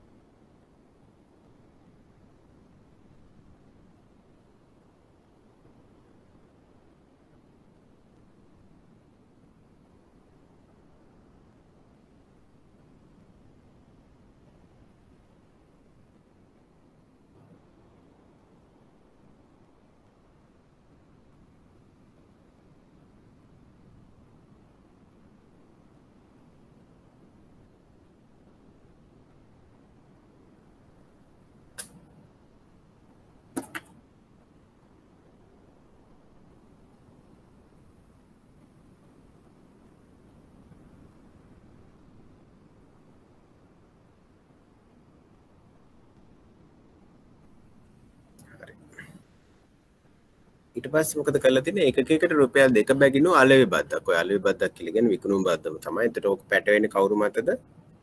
පාරිභෝගිකයා මතනේ. පාරිභෝගිකයා මත කියන්නේ මොන වක්‍රය මතද? ඉල්ලුම් වක්‍රය මතනේ. මත පනවන්නේ නම් නව වෙළඳපොළ සමුද්‍රිත මිල කීයද කියලා අහනවා. බල මුලින්ම කොහොමද වක්‍රයට මොකද දෙන්නේ කියලා. දැන් වක්‍රයට මොකද දෙන්නේ? කොහෙටද විතම් වෙන්නේ? දැන් හිතේ තියෙන අවශ්‍යතාවයක් නෑ. දැන් අපි දන්නවා මොකද දෙන්නේ කියන්නේ. පහළට විතම් වෙනවා. ඒතර මේ අලුත් වක්‍රය කොහොම ඇඳුත් ඔන්න විදිහට පහළට විතම් වෙනවා. ඒතර පහළට විතම් වෙන්නේ කොච්චරකින්ද? රුපියල් 2කින් නේ. ඒතර රුපියල් 2කින් තමයි පහළට විතම් වෙන්නේ. එහෙනම් මේ ඉල්ලුම් වක්‍රය අපි මොකද කරන්න ඕනේ? සංශෝධනය කරන්න ඕනේ. ඉල්ලුම් වක්‍රය සංශෝධනය කරන්න ඕනේ. දැන් ඔය වක්‍රය සංශෝධනය කරද්දිත් ඔයගොල්ලෝ මතක තියාගන්න දැන් අපි මෙන්න මෙයාව සංශෝධනය කරන්න ඕනේ. මෙයාව සංශෝධනය කරද්දිත් මතක තියාගන්න මේ ඉල්ලුම් ප්‍රමාණය තියාගෙන සංශෝධනය කරන්න යන්න එපා. මොකද මේ වෙනස් වෙන රුපියල් 2කින් තමයි මේක වෙනස් වෙන්නේ. මේ ප්‍රමාණය පළල අපි දන්නවා රුපියල් 2යි කියලා අපි දන්නවා. මොකද අපි ඉගෙන ගත්තනේ තියරි ස්ලයිඩ් එකේදී මේ වක්‍රය ඉහළ පහළ යන්නේ අර ගහන බද්දට සමාන ප්‍රමාණයකින් කියලා. හැබැයි දැන් මේ ඇවිල්ලා මේ අන්තක්ඛණ්ඩනේ. ඒතර මෙහෙම අන්තක්ඛණ්ඩයේ රුපියල් 2කින් වෙනස් කරා නම් අපි මේක ශ්‍රිතයක් විදිහට හදාගෙන ඉන්නවා. හැමතිස්සෙම ඉල්ලුම් වක්‍රය තියාගෙන ඕක හදන්න යන්න එපා පැටලෙනවා. ඒතර අපි මෙතනින් පටන් ගත්තොත් එහෙනම් පැටලෙන්නේ නැතුව වැඩේ කරගන්න පුළුවන්. ඒතර අපි පටන් ගන්නවා ඉල්ලුම් ශ්‍රිතේ. 50 හරින D බෙදීම 2. දැන් රුපියල් 2 උඩටද වැඩි වෙලා තින්නේ යටටද වැඩි වෙලා තින්නේ? ඉල්ලුම් වක්‍රේ පහළට නැවිලා තියෙන්නේ. එහෙනම් පහළට තමයි ඇවිල්ලා තියෙන්නේ. එහෙනම් අපිට ලියන්න පුළුවන් P සමානයි 50 50 කීයක් අඩු වෙනවද දැන් පහළට 2ක් විතර වෙලා අනිත් කෑලි මේ විදිහටම තියෙනවා. එතන මේ කියන්නේ 48 ඍණ D බෙදීම 2. දැන් අපිට ඔන්න අපේ සමීකරණ D එක කැමති විදිහට ගන්න පුළුවන්. මොකද අපිට සමතුලිතතාව හොයන්න ලේසියිනේ. ඉල්ලුමයි සැපීමයි සමාන කරලා. ඒතර මේ ඉල්ලුම් මේ ආකාරයට ඉන්න එක ලේසි සමතුලිතතාවය හොයන්න. ප්‍රමාණ හොයන අවශ්‍යතාවයක් තියෙනවනේ. අනිත් විදිහට පුළුවන්. ඔන්න මේ විදිහට හදා ගන්නත් පුළුවන්. කැමති දෙයකට පුළුවන්. අනිත් විදිහට ඉන්නවනේ. ඉතින් ඉල්ලුම් මහා සැපීම අවස්ථාවේදී මිල සමානයි. ඒතර මේ දෙන්නව සමාන කරන්නත් පුළුවන්. ඒතර මම ඕන ආයි මේක ඉල්ලුම් වක්‍රය අරන් පෙන්නන්න. ඒතර ආයිත් පාරක් ඉල්ලුම් වක්‍රය ගත්තාම අපිට එනවා 2යි P සමානයි 96 ඍණ D. දැන් D මොකක්ද? දැන් D සමානයි 96 ඍණ 2යි P. දැන් බලන්න අර මේ අරක වෙනස් කරන්න කියන අපිට වරදිනවා. මේ 100 ඍණ 2යි 5 2යි P වෙනස් කරන්න කියන වරදිනවා. ඇවිල්ලා තියෙන 96 ඍණ 2යි P. හරි. ඒතර මේක තමයි අපේ අලුත් ඉල්ලුම් වක්‍රය. ඒතර අපේ පරණ සැපයුම් වක්‍රයේ ඉන්නවා S සමාන ඍණ 20 ධන 2යි P කියලා. අපි මේ දෙන්නා සමාන කරමු. අපි පරණ සැපයුම් වක්‍රයේ ඉන්නවා s සමානයි ඍණ 20 ධන 2යි p කියලා.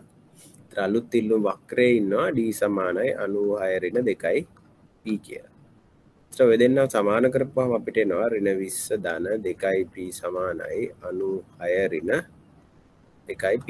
දැන් මේ විදිහට ගත්තාම කෙලින්ම මිල එනවනේ. ඒකයි මම මේ ඉල්ලුමයි සැපයුමයි සමාන කළේ. මිල හොයන්න ලේසිනේ ඉල්ලුමයි සැපයුමයි සමාන කළා. දැන් මේ දෙන්නා සමාන කළා නම් මුලින් අනවශ්‍ය වැඩ ඉල්ලුමත් හොයලා සැපයුමත් හොයලා තමයි මිල හොයන්නේ. ඊට වඩා ඒ කියන්නේ ඉල්ලුම හොයලා තමයි මිල හොයන්නේ. ඊට වඩා කෙලින්ම මිල එනවා මේ ආකාරයට සමාන කරපුවා. දැන් අපිට එනවා මිල කීයක් කියලාද?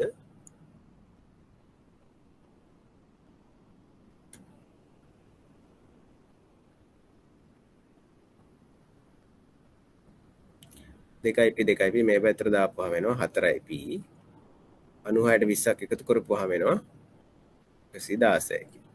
p සමානයි 29යි කියලා. දැන් මට කියන්න අපේ උත්තරේ 29ද කියලා. සමතුලිත මිල 29ද. කො බලන්න ඔයගොල්ලෝ දාපු උත්තර. සමතුලිත මිල 29ද. තාම එක්කෙනා උත්තර දාලා තියෙන්නේ. විහංග විතරයි. උත්තර මම කියන්නම්. එතකොට දැන් අපි කලින් මම මතකද හැමතිස්සෙම කිව්වා. මේ වක්‍රයෙන් ඉන්නේ අපි අර හිතාගත්ත වක්‍රයක් නෙමේක. මේක අර අපි මේ බද්ද ගැහුවාම මේ ප්‍රමාණ තීරණය කරගන්න අපි හදාගත්ත බද්දක් නෙමේක 15ට විතයි කරලා ඉවරලා. මෙතන තියෙන අර ඇත්ත මිල නෙමෙයි. කියන්නේ මෙතන තියෙන අර ඇත්තම පසුම්බියේ ඉවත් අපිට වැය කරන්න වෙන ප්‍රමාණය නෙමෙයි. මෙතන තියෙන අර භාණ්ඩයට දාලා මිල ප්‍රමාණය විතරයි. එතන මෙතනින් එන උත්තරයට අපි හැමතිස්සෙම මොකක්ද එකතු කරන්න ඕනේ? මෙතන එන උත්තරයට අපි හැමතිස්සෙම එකතු කරන්න ඕනේ බද්ද. එතන මෙතනදී බද්ද එකතු කරන්න ඕනේ. එහෙනම් සමතුලිත මිල කීයද? සමතුලිත මුල වෙන්නේ අපේ 29ක් කියලා අපිට මේ දෙක සමාන කරපුවාම ඕකට රුපියල් 2 බද්ද එකතු කරලා ඉවරලා රුපියල් 31 තමයි අපේ නව සමතුලිත මිල. දැන් බලන්න මේ බද්දක් ගහපින්ද අපේ සමතුලිත මිල වැඩි වෙලානේ. කලින් තිබ්බ 30යි දැන් 31යි. ඔන්න සමතුලිත ප්‍රමාණයත් හොයන්න පුළුවන්. ඒක කොහොමද ඊළඟ කොටස අහලා තියෙනවා. සමතුලිත ප්‍රමාණය කෙරෙහි වූ බද්දේ බලපෑම බද්දට පෙර වූ සමතුලිත ප්‍රමාණයට සාපේක්ෂව ගණනය කරන්න. දැන් එන අපි අලුත් සමතුලිත ප්‍රමාණයත් අපි හොයන්න අවශ්‍ය කරනවා. ඒතර අපිට අලුත් සමතුලිත ප්‍රමාණය හොයන්න පුළුවන් විදි කීපයක් තියෙනවා. මම මේ ටික මකලා ගන්න.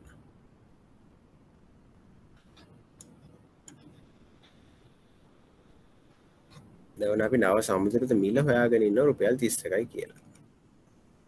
නව සමතුලිත මිල රුපියල් 31යි කියලා හොයාගෙන ඉන්නවා. දැන් ඔයගොල්ලන්ට හිතෙන්න පුළුවන් මේ 31 ගෙන හිල්ල ඉවරලා මේ ප්‍රස්ථාර වල දාලා ඉවරලා අපේ සමතුලිත ප්‍රමාණය හොයන්න.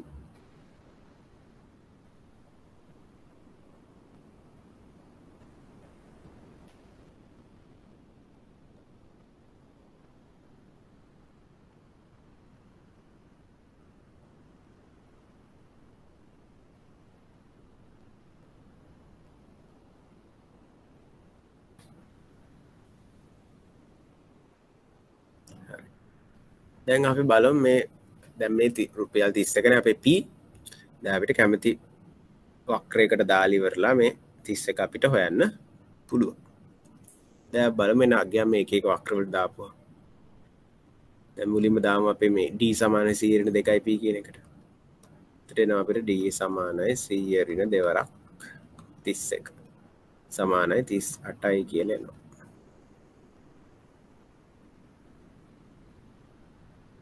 සමානයි 38යි කියලා එනවා. ඊට පස්සේ අපිට ඕනනම් දාන්න පුළුවන් s කියන වක්‍රයට. එතන එනවා s සමානයි ඍණ 20 ධන දෙවරක් 31. එතන එනවා 42යි කියලා. ඊට පස්සේ අපේ තව වක්‍රයක් අපි හදාගත්තනේ මෙන්න මෙතන. d සමාන 96 ඍණ 2යි p කියලා. ඒකට දාපුවාම අපිට එනවා. මේකට දාපුවාම අපිට එනවා වෙන පැනගිල්ල යනවා. d සමානයි 96 ඍණ 2 වරක් 31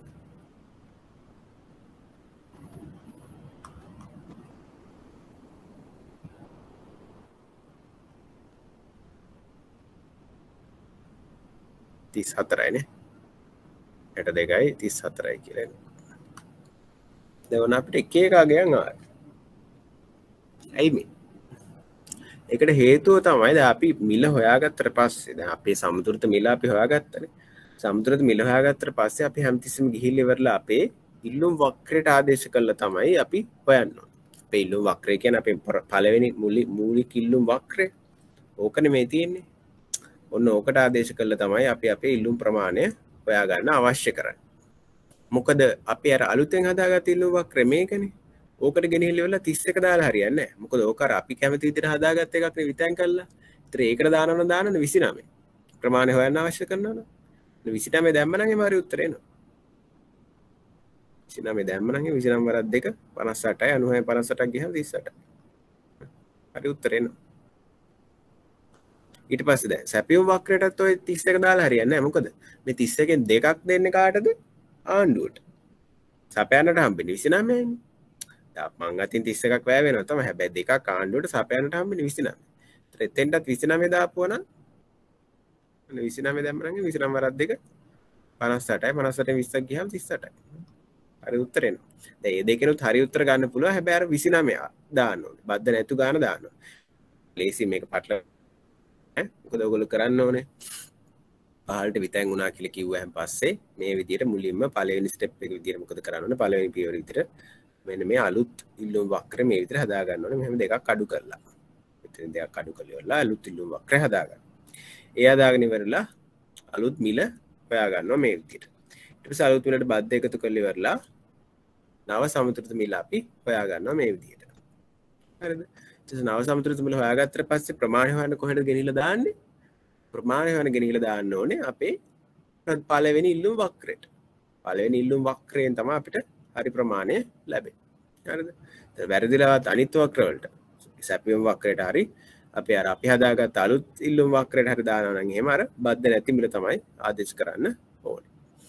ඊට පස්සේ මෙතන කියනවා සමුද්‍රිත ප්‍රමාණයට සාපේක්ෂව ගණනය කරන්න. ඒතර අපි නිකන් කමෙන්ට් එකකුත් දුන්නොත් එහෙනම් මොකද වෙලා තියෙන්නේ? සමුද්‍රිත මිලත් වැඩි වෙලා 30 ඉඳලා 31 සමුද්‍රිත මිලත් වැඩි වෙලා සමුද්‍රිත ප්‍රමාණයට මොකද වෙලා තියෙන්නේ? සමුද්‍රිත ප්‍රමාණයත් අඩු වෙලා. කලින් සමුද්‍රිත ප්‍රමාණය 40යි. අපි කලින් සමුද්‍රිත ප්‍රමාණය හෙව්වේ නැහැ. ඔන්න හොයන්න පුළුවන් 30 දී සමුද්‍රිත ප්‍රමාණය කීයද?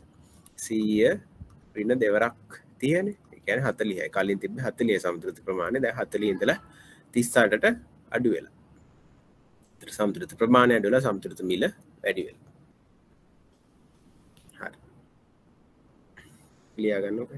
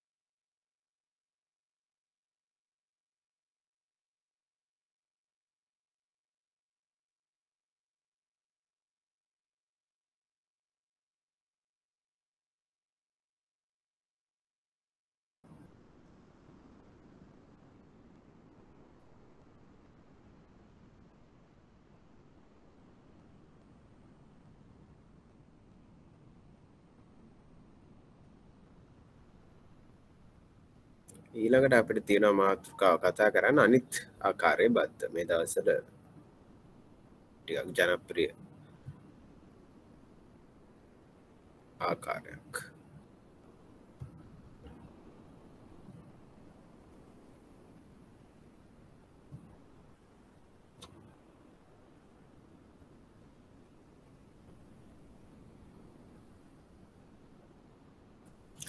රජය මගින් කරන්න පුළුවන් තවත් බලපෑමක් තමයි මේ මිල පාලනය කියන බලපෑම.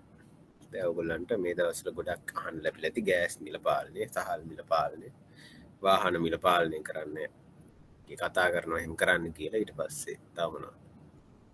හැම එකට මිල පාලන තියෙනවා. කිරිපිටි මිල පාලනය දැන් ඒවා තිබිලි ඉවත් කළා. ඒතර මේ මිල පාලන අපි බලමු කොහොමද වෙළඳපොළ මත ඇති වෙන්නේ කියලා බලපෑම. සාමාන්‍ය සමහරලාට සාමාන්‍ය මිනිස්සු කතා වෙන්න පුළුවන් මේ ආණ්ඩුව හොඳයි මිල පාලනය කරන එක. මිල පාලනය කරන්න ඕනේ කියලා. ඒත් සාමාන්‍ය වෙළඳපොළ ආර්ථික විද්‍යාව අනුව මේක ඇත්තට කාර්යක්ෂම ක්‍රමවේදයක් නෙමෙයි මේ මිල පාලනය කියලා කියන්නේ. බලමු ඇයි එහෙම කියන්නේ කියලා. එතකොට මිල පාලනය කියලා කියන්නේ පහළට මිල පාලනය කිරීමක් නෑ. නතර පහළ මිල පාලනය කියන්නේ අවම මිලක් දාන අවස්ථා අඩුයි. අපි ගොඩක් වෙලාවට අධ්‍යයනය කරන්නේ උඩත් මිල සීමාවක බලපෑම තමයි. ඒ කියන්නේ හිතන්නකෝ දැන් අපි උදාහරණයක් ගමු. වතුර බෝතලයක් කියලා අවම මිලක් දාන රුපියල් 5යි කියලා. රුපියල් 5ට අඩුවෙන් වතුර විකුණන්න බෑ කියලා. ඒ හිම අවස්ථා අපි දකින්න අඩුවෙන්. මොකද කවුරුත් පාඩුවට විකුණන්නේ නැහනේ. ඒක ගොඩක් වෙලාවට අපිට දාන්නේ උඩත් මිල සීමාව තමයි.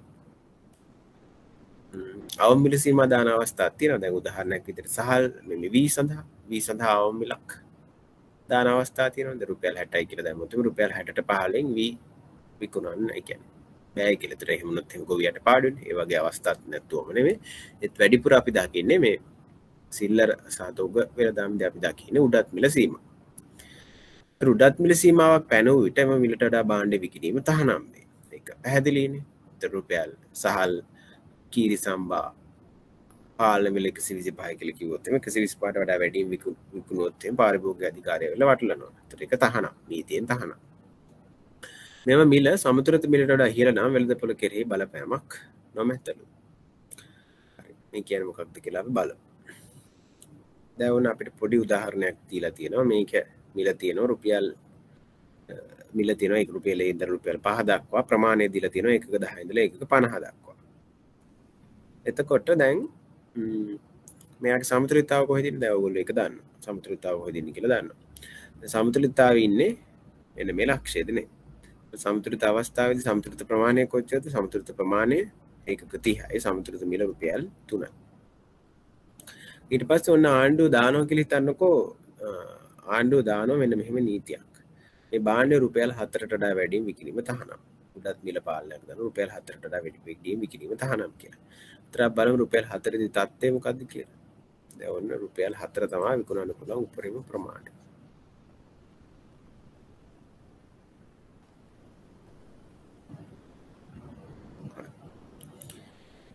එතකොට දැන් ඉල්ලුම කොච්චරක් තියෙනවද රුපියල් 4දී? ඉල්ලුම තියෙනවා එකක 20ක්.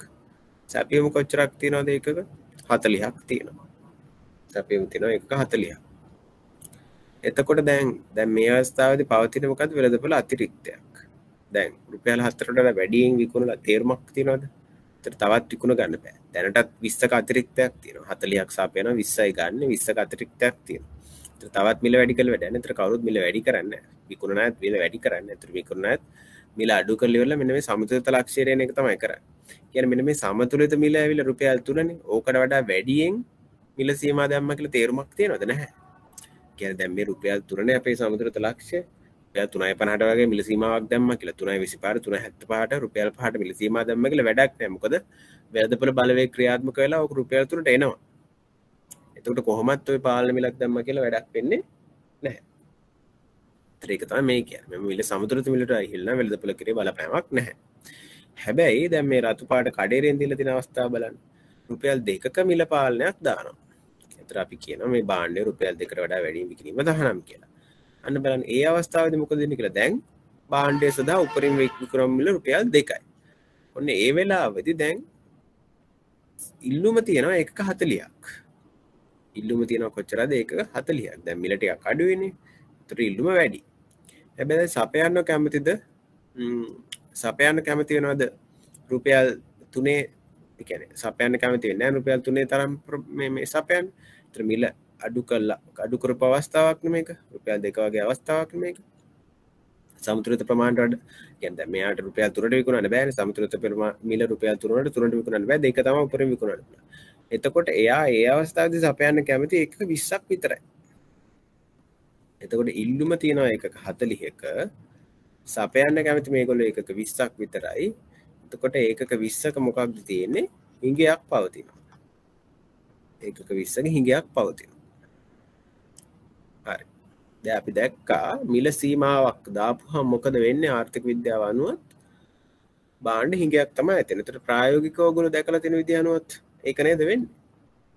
මොකද වෙන්නේ මිල පාලනයක් දානවා භාණ්ඩ හිඟයක් ඇති වෙනවා. ඊට පස්සේ ඉතින් කරගන්න දෙයක් නැතුණා මිල පාලනය අයින් කරනවා නේද? ඒක අකාර්යක්ෂමයි කියලා කියන්නේ. හරි. සමතුලිත මිල රුපියල් 3කි. නමුත් පාලන මිල රුපියල් 2ක් නිසා සමතුලිත මිලට විකිණීම තහනම් වේ. 3ට යන්න බෑ. පාලන මිල රුපියල් 2කේදී ඉල්ලුම 40ක් වේ. මෙම මිලේ සැපයීම 20ක් වේ. භාණ්ඩය සඳහා 1.20ක හිඟයක් පවතී. පැහැදිලිනේ?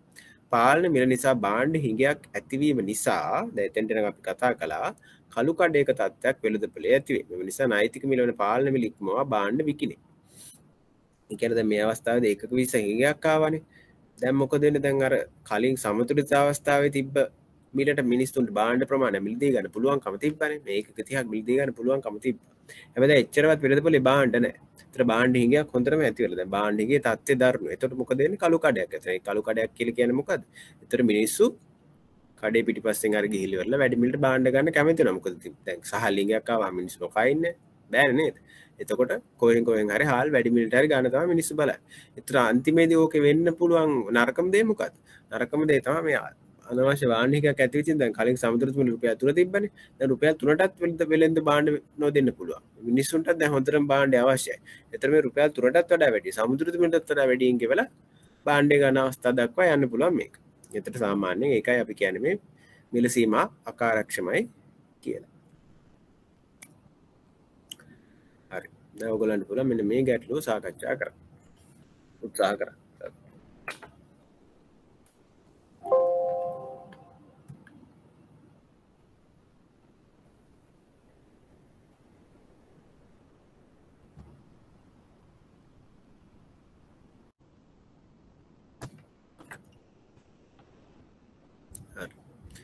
එක්තරා භාණ්ඩයක් සඳහා ඉල්ලුම හා සැපයුම් ශ්‍රිත පහත දැක්වේ. දැන් දීලා තියෙන කෙලෙම ශ්‍රිත.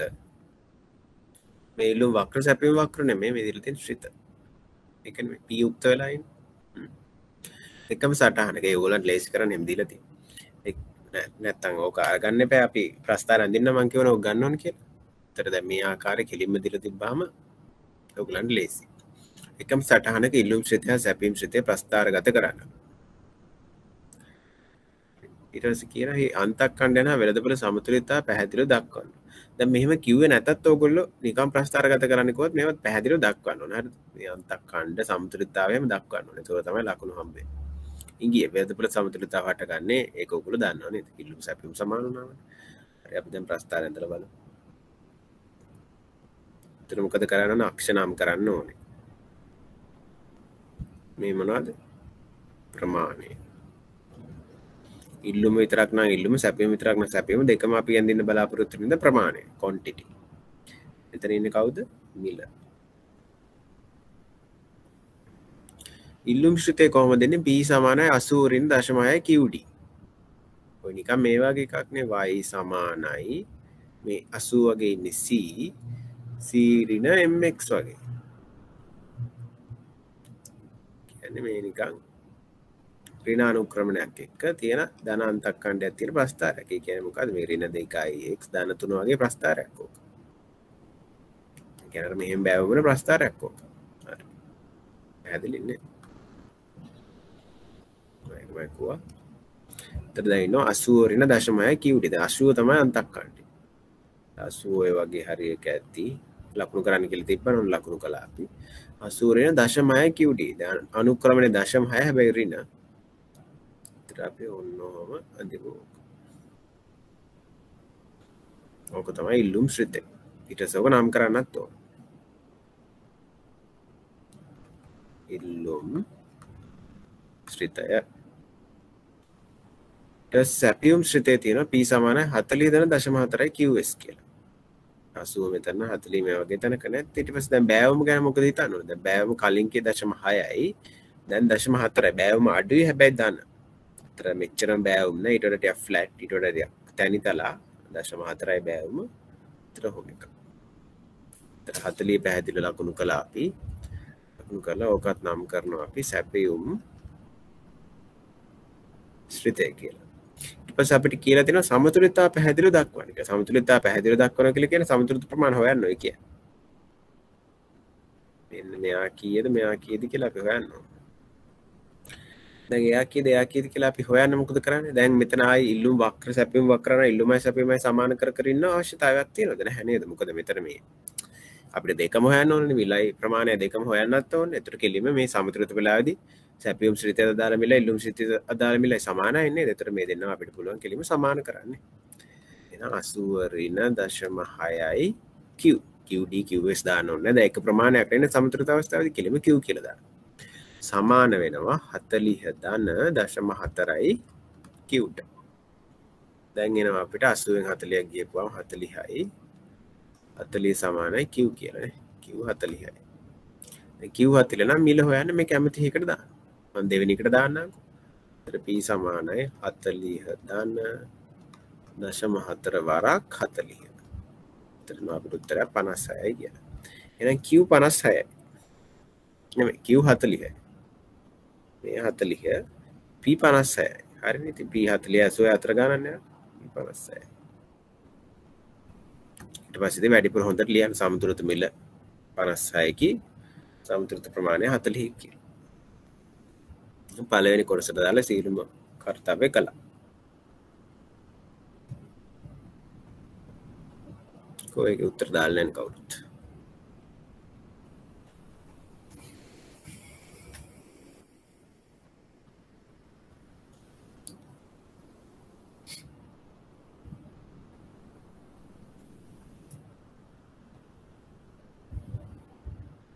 දෙවෙනි කොටස බලන්න උත්සාහ කරන්න.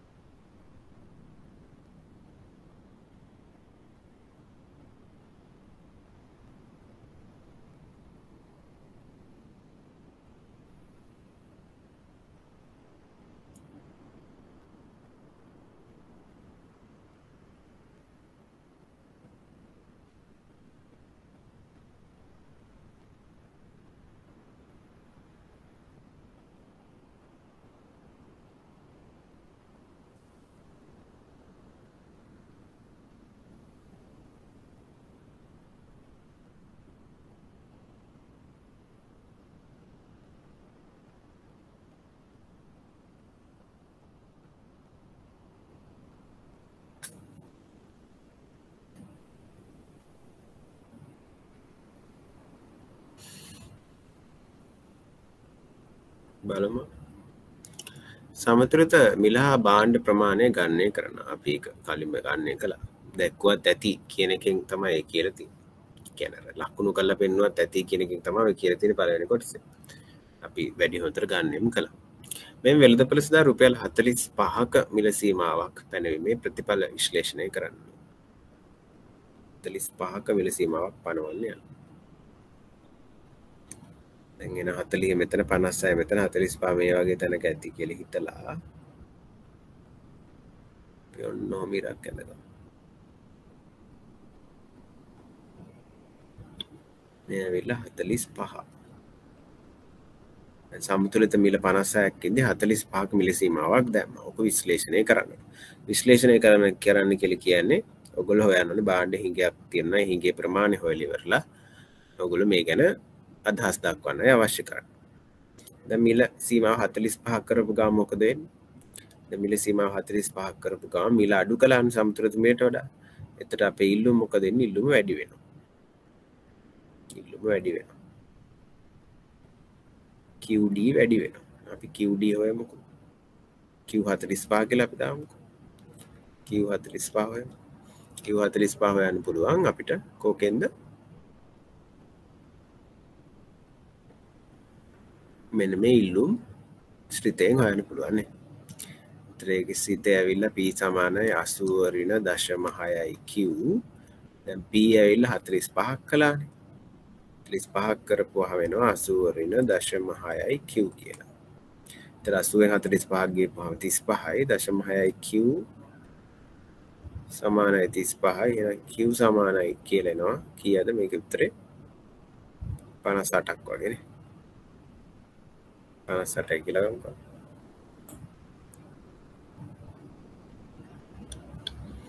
Q45 එනවා 58යි කියලා. නෑ ඉල්ලුම.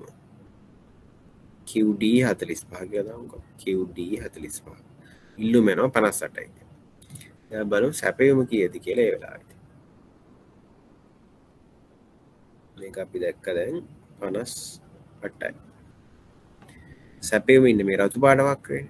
සැපයුම මෙන්න මේ හරියද වගේ තමයි මේ ඡේදනය වෙන්නේ. මම මේ හරියට ඇඳලා නැතිනම් විතර පොඩියට පේන්නේ. සැපයුම ඉන්නේ මේ හරිය වගේ. දැන් බලමු ඒක කීයක් එනවද කියලා. ඒතර ඒක හොයන්න මොකද කරන්නේ? සැපයුම් ශ්‍රිතය ගන්නවා. සැපයුම් ශ්‍රිතය සඳහා මිල කීයද දැන්? 45නේ. 45 මිල කළානේ. 45 දේශ කරන්න. 45 සමාන වෙනවා කීයටද? 40.4 වරක් Qට. එතකොට එනවා 0.4යි Q සමානයි කියලා එනවා 45 40 ගියාම 5යි. ඒත් Q වෙනවා 5 බෙදීම 0.4.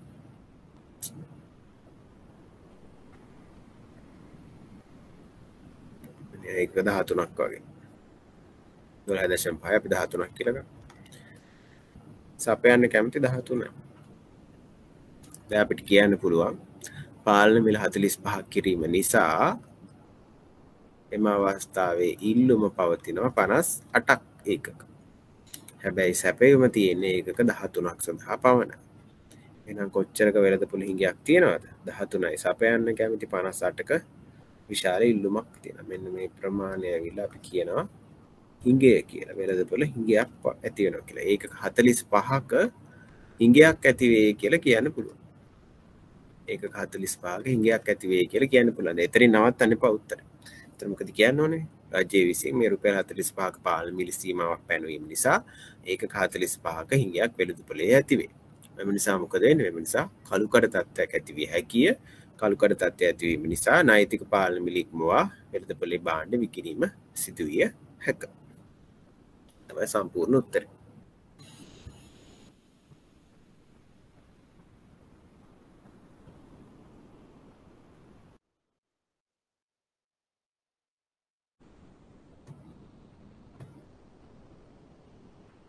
ඡයාකෘති කියන්නේ බොහොම ලේසි පාඩමක්. ඔයගොල්ලෝ හැමෝටම හුරු පුරුදු දේවල් තියෙන්නේ. කවුරු හරි කොහෙද හරි ඉගෙනගෙන ඇති හැමෝම.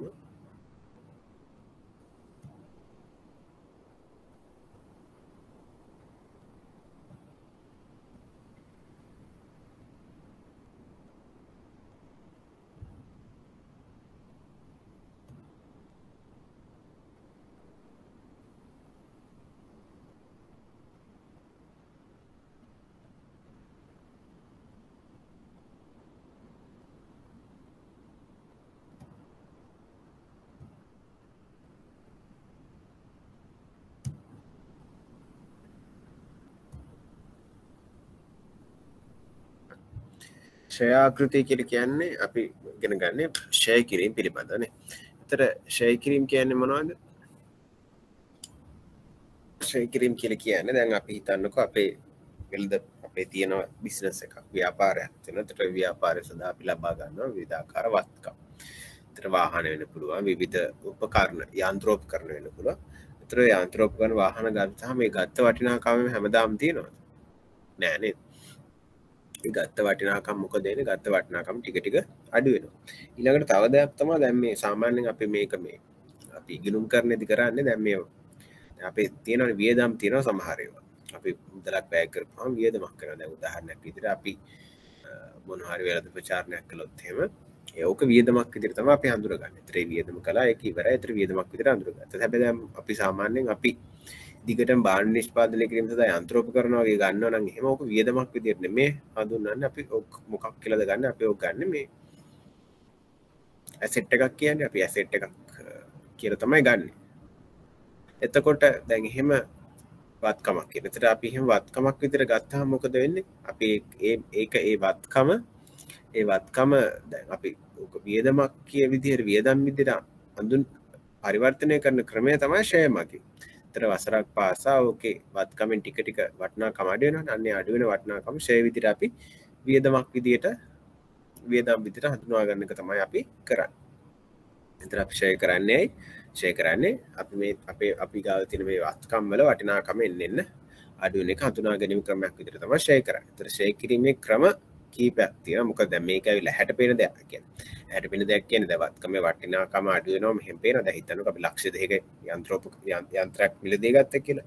දැන් අපිට බැලුවට පේන්නේ නැහැ මේක අවුරුද්දකට ලක්ෂ 20000ක් අඩු වුණා කියලා. අවුරුද්දක් ඉවරදී රුපියල් 22000ක මේකේ මිල අඩු වෙලා ඒ කියන්නේ මේකේ වටිනාකම අඩු වෙලා කියලා පේන්නේ නැහැ නේ. ඒතර අපිට විවිධ ක්‍රම භාවිතා කරලා තමයි ඉලක්කමක් මේකට පවරන්න වෙන්නේ. හරිද? ඒතර මෙන්න මේ ආකාරයට විවිධ ෂෙයා ක්‍රම තියෙන්නේ. ඒකයි මේ වටිනාකම් පිරිහීම තක්සේරු කරගන්න. ඒ වගේ ෂෙයා ක්‍රම කීපයක් තමයි අපි දැන් අද ඉගෙන ගන්න යන්නේ. ස්ථාවර වත්කම් වල වාර්තාගත පිරිවැය ක්‍රමානුකූලව අඩු කිරීමේ ක්‍රියාවලිය ෂෙයා වීම වේ. ස්ථාවර වත්කම් සඳහා තමයි සාමාන්‍යයෙන් මේ ෂෙයා තියෙන්නේ. ඒ කියන්නේ අපි මේ తాවකාලිකව ගන්න බඩු භාණ්ඩ වලට ෂෙයා කිරීමක් අදාළ වෙන්නේ නැහැ. ඒත් මේ වාර්තාගත පිරිවැය කියලා කියන්නේ අපි ඔය භාණ්ඩය අපි හිතමුකෝ වාහනයක් කියලා. දැන් ඔය වාහනයක් එහෙම නැත්නම් යන්ත්‍රයක් කියලා. ඒතර යන්ත්‍රය සඳහා අපි වාර්තා කරන මොකක් හරි පිරිවැයක්. මෙන්න මෙච්චර පිරිවැයක් ගියා කියලා අපිට මේ යන්ත්‍රය ක්‍රියාශීලී තත්ත්වයට පත් කරගන්න. අන්නේ ගාන තමයි අපි මේ ටික ටික වසරක් පාසා අඩු කරගෙන යන්නේ. ඒතර අන්නේ ප්‍රමාණය අඩු කිරීමේ ක්‍රියාවලියට තමයි අපි මේ ෂෙයා වීම කියලා කියන්නේ. ඒතර මේ ෂෙයා ගණනය කිරීම සඳහා අපි වචන කීපයක් එහෙම නැත්නම් පද කීපයක් අපි හඳුන්වාගෙන ඉන්න ඕනේ මුලින්. ඒතර බලමු මේ මොනවද කියලා. ෂෙයා ගණනය කිරීම සඳහා වැදගත් හේතු. බලන්න ඔයගොල්ලෝ අහලා ඇති මේ වචන උන්තරන්.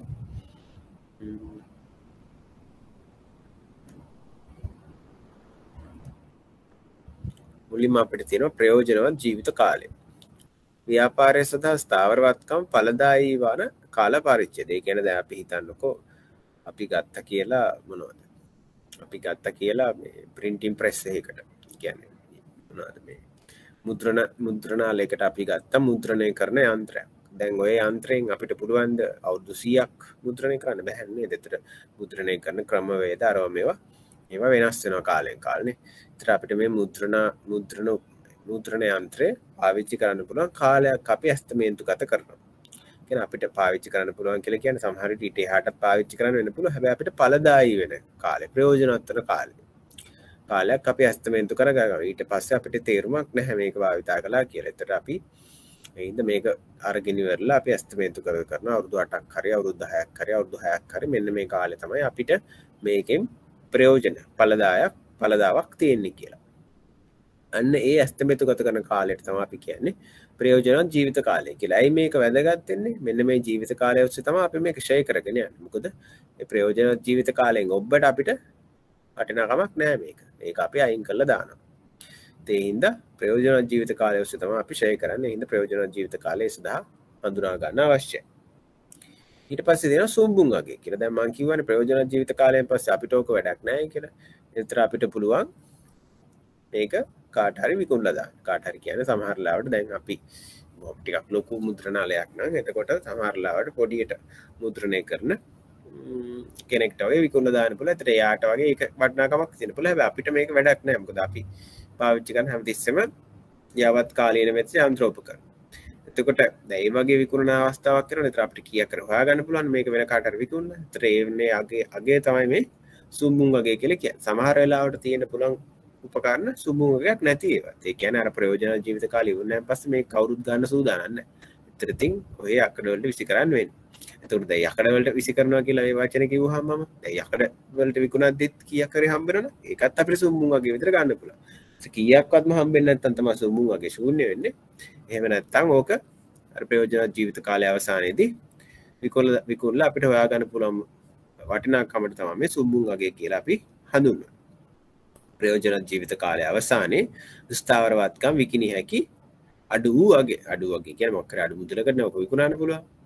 දැන් මොකද්ද දැන් සාමාන්‍යයෙන් දැන් මේ දවස්වල වෙලා තියෙන කියන්නේ දැන් මේ ලංකාවේ වෙළඳපොලේ වෙලා තියෙන විපරීත ස්වභාවයක් තමයි දැන් මේ වාහන වගේ ඒවා දැන් ෂෙයා වෙලා වටිනාකම අඩු වෙන්න එපා සමහර ලාවට 2002 විතර මුලින්ම ගත්ත ගානටත් වඩා වැඩි ගානකට දැන් විකුණන්න වෙන්න පුළුවන් නේද ඒක ටික සාමාන්‍ය හිම ස්වභාවිකව දක්වන්න ලැබෙන අවස්ථාවක් නෙවෙයි නේද මේක වටිනාකම අඩු වෙලා ගිහිල්ලා අඩු වගේකට තමයි ගොඩක් වෙලාවට අපිට මේ අන්තර්ගත කරනවා වගේ දේවල් විකුණන්න පුළුවන් අවස්ථාව ලැබේ.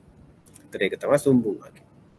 ඊට පිරිවැය කියලා කියන්නේ ස්ථාවරවත්කම් ප්‍රයෝජනවත් මට්ටමට ගෙනීමට දරු වියදම. ඒක මම කලිනුත් කිව්වනේ.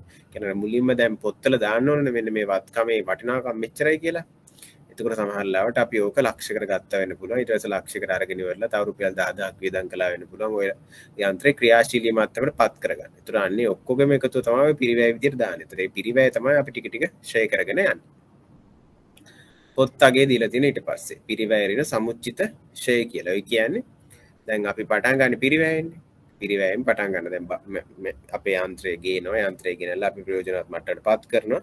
ඊට පස්සේ පිරිවැය අපි පොත්තර සටහන් කරලා වැඩේ පටන් ගන්නවා. ඊට පස්සේ අවුරුද්දක් ගියාට පස්සේ ඕකෙන් කිසියම් අගයක් ෂෙයා වෙලානේ. ඒතරේ අන්නේ ෂෙයා වෙච්ච අගේ අපි අර පිරිවැයෙන් අඩු කළාම ඉතුරු වෙන ටික තමයි අවුරුද්ද අවසානයේ පොත් අගේ. ওই විදිහට අපි වසරක් පාසා ඕක ඔය කාර්යය කරගෙන යනවා. ඒතර පොත් අගේ එන්නේ මොකද වෙන්නේ? පොත් අගේ එන්නේ අඩු වෙනවා. සමුචිත ෂෙයා මොකද වෙන්නේ? ඒකේ එන්නේ වැඩි වෙනවා. සමුචිත ෂෙයා කියලා කියන්නේ දැන් වසරකට ෂෙයා තියෙනවනේ. පළවෙනි අවුරුද්දේ වුණා ඕන ෂෙයාක් තියෙනවා. ඊට පස්සේ දෙවෙනි අවුරුද්දේ වුණා දෙවෙනි අවුරුද්ද සදා ෂෙයාකුත් තියෙනවා. ඒ සමුචිත ෂෙයා කියන්නේ පළවෙනි අවුරුද්ද ෂෙයා දෙවෙනි අවුරුද්ද ෂෙයා දෙකම එකතු කළාම වෙන ෂෙයා. පළවෙනි අවුරුද්දේ වටිනාකම අඩු වෙච්ච ප්‍රමාණය දෙවෙනි අවුරුද්දේ වටිනාකම අඩු වෙච්ච ප්‍රමාණය දෙකම එකතු කරපු ප්‍රමාණය තමයි සමුචිත ෂෙයා කියලා අපි හඳුන්වන්නේ.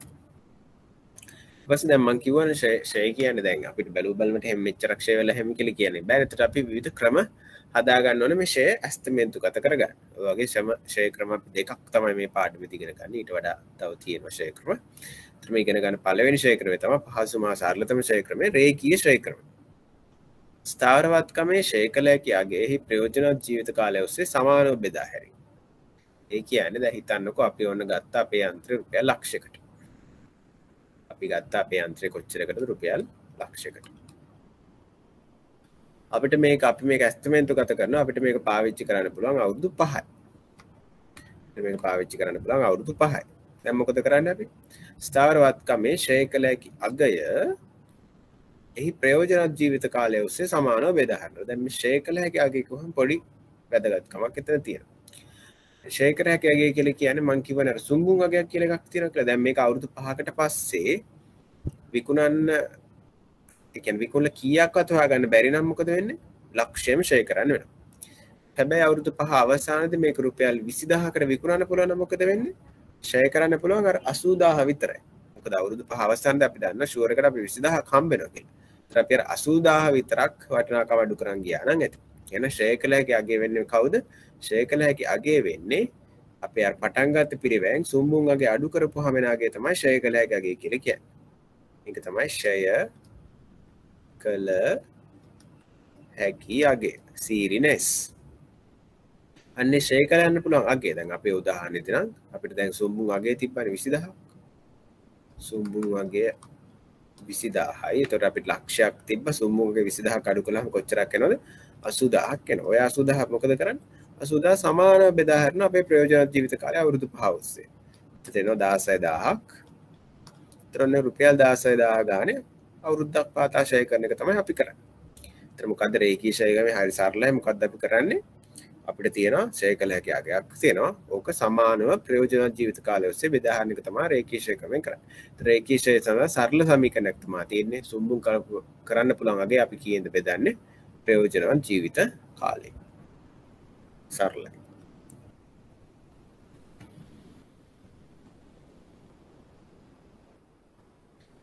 ඊට පස්සේ අපිට තියෙනවා හීනවන ශේෂ ක්‍රමය. රේඛීය ක්‍රමය පැහැදිලි ඇතිනේ. ශීනවන ශේෂ ක්‍රමේදි කරන්නේ ස්ථාවරවත්කමේ ෂය කළ හැකි අගේ ෂය ශීඝ්‍රතාවයෙන් ගුණ කිරීමෙන් ගිණුම් කරන කාල පරිච්ඡේදයක් සඳහා ෂය වියදම ලැබේ. ඔන්න අපි ඉතින් දිගට ගන්න ෂය ශීඝ්‍රතාවය කියලා වචනය. බලමු මේ මොකක්ද කියලා. ශීනවන ශේෂ ක්‍රමයේ සදා සමීකරණය දීලා තියෙනවා. උතනදි කරන්න දැන් කලින් වගේම ගත්තා කියලා හිතන්නකො ලක්ෂයකට බඩුවක්. කලින් වගේම ඔන්න අපි ගත්තා ලක්ෂයකට බඩුවක් ගත්තා.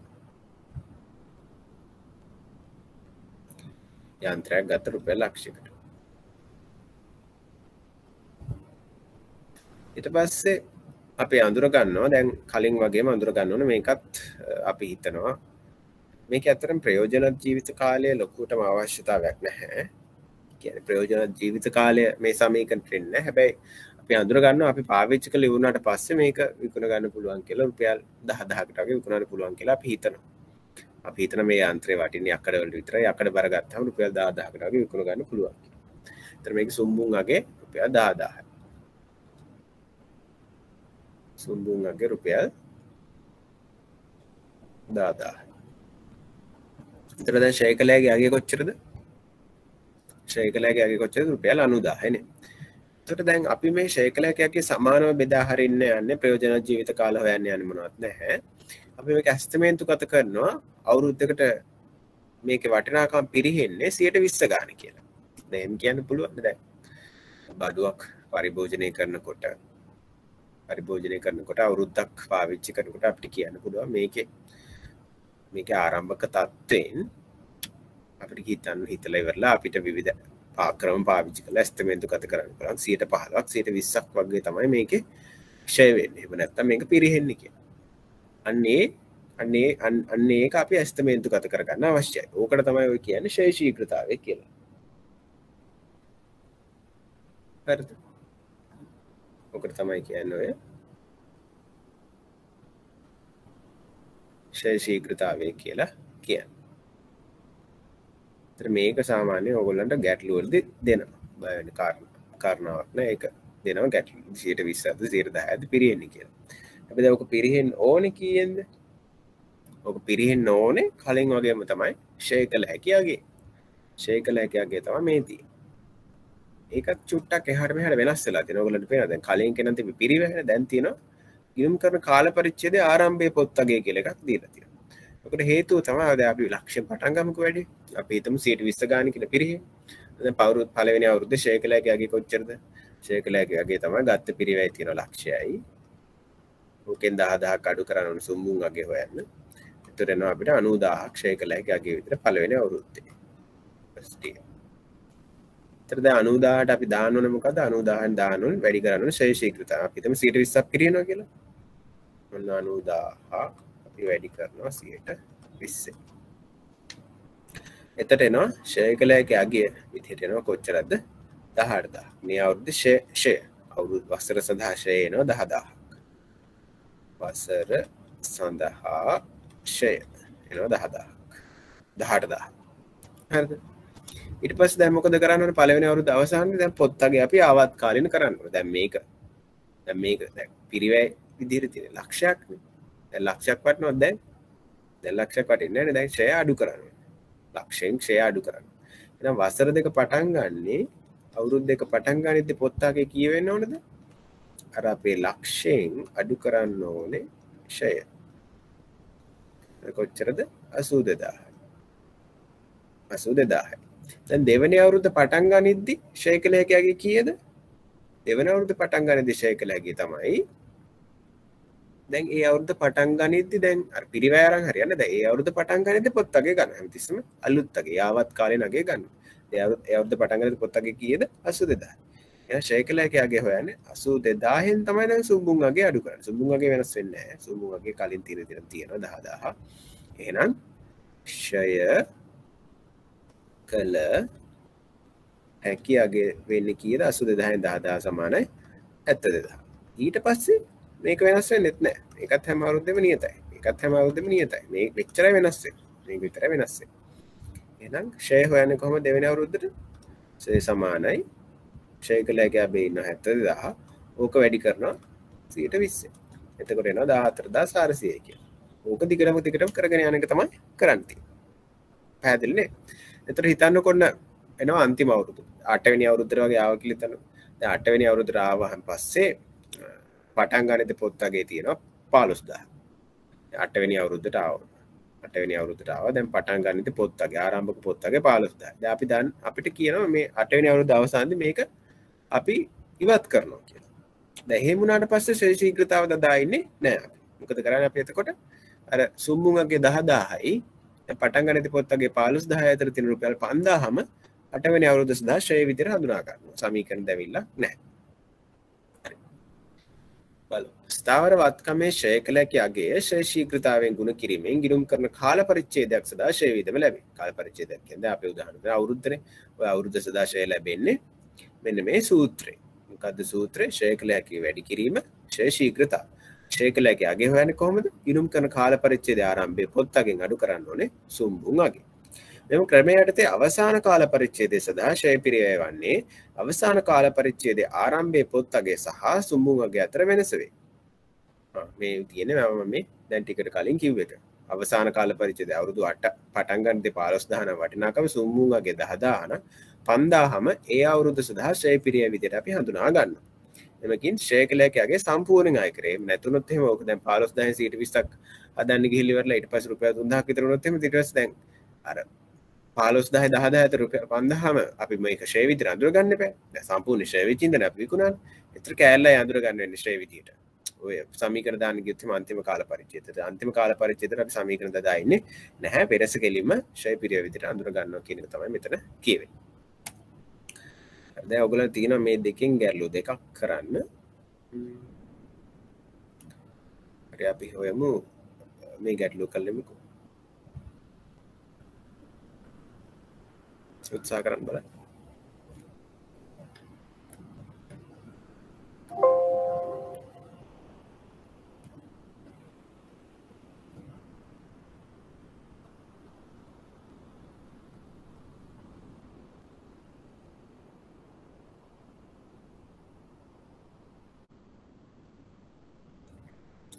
ආරම්භයේදී රුපියල් 75000ක් මිල වූ යන්ත්‍රයක් වසරක වටිනාකම 5% බැගින් ෂෙය වේ. ෂෙය වීම රේඛීය ෂෙය ක්‍රමය යටතේ සිදුවේ උපකල්පනය කර වසර 5කට පසු යන්ත්‍රයේ වටිනාකම ගන්න. දැන් මේක චුට්ටක් පටලලා දීලා දින ඔයගලට දැන් රේඛීය ශ්‍රම ක්‍රමය මම කිව්වා නෑනේ මෙහෙම මේ මොනවද ප්‍රතිශතයක් ගැන ප්‍රතිශත ගැන කියලා කිව්වේ අපි ඊනවන ශේෂ ක්‍රමයනේ. දැන් මේක රේඛීය ෂෙය ක්‍රමයෙන් තමයි මේ ප්‍රතිශතය දීලා තියෙන්නේ. ඒතර කරන් තියෙන්නේ සරල දෙයක් කරන් තියෙන්නේ කියන්නේ මේ උත්තරයක් දැම්මත් කවුරුහරි බලමු. ඔව් හොඳයි. කට්ටි උත්තර දාලා දෙන හොඳයි. දැන් මෙතෙන්දි මොකද්ද වෙන්නේ? මෙතෙන්දි වෙන්නේ මේ 105 ඇවිල්ලා අර හීනවන ශේෂ ක්‍රමයේදී වෙන්නේ මොකද්ද? අඩු වෙන අගය මත තමයි හැමතිස්සෙම ප්‍රතිශතය ගෙවන්නේ. හැබැයි දැන් මෙතන වෙන්නේ එහෙම දෙයක් නෙමෙයි. මෙතන වෙන්නේ අර ආරම්භක වටිනාකම අනුව ෆ්ලැට් 105. ඒ කියන්නේ හැම අවුරුද්දෙම 75000න් 105 ගන්න තමයි අඩු වෙන්නේ. එතකොට රේඛීයනේ. රේඛීය කියලා කියන්නේ සමාන අගයක් තමයි හැම අවුරුද්දෙම අඩු වෙන්නේ. මේකේ සුම්බුන් අගයක් එහෙම දීලා නැහැ. එතකොට ලේසි. වසර 5කට පස්සේ යන්ත්‍රයේ වටිනාකම ගන්න එක. එහෙනම් අපි බලමු වසරක් සඳහා ෂෙය කීයද කියලා අපි හොයමු. වසරක් සඳහා ෂෙය. දැන් රේඛීය ශ්‍රේණි ක්‍රමේ දාන්න මොකද කරන්න ඕනේ?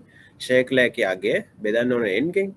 දැන් n ගෙන් බෙදන්න විදියක් නැහැ. මෙතන දීලා තියෙන්නේ එහෙම හොයන අවස්ථාවක් නැහැ. දීලා තියෙනවා කෙලින්ම 75000න් 105ක් තමයි හැම අවුරුද්දෙම ෂෙය වෙන්නේ කියලා.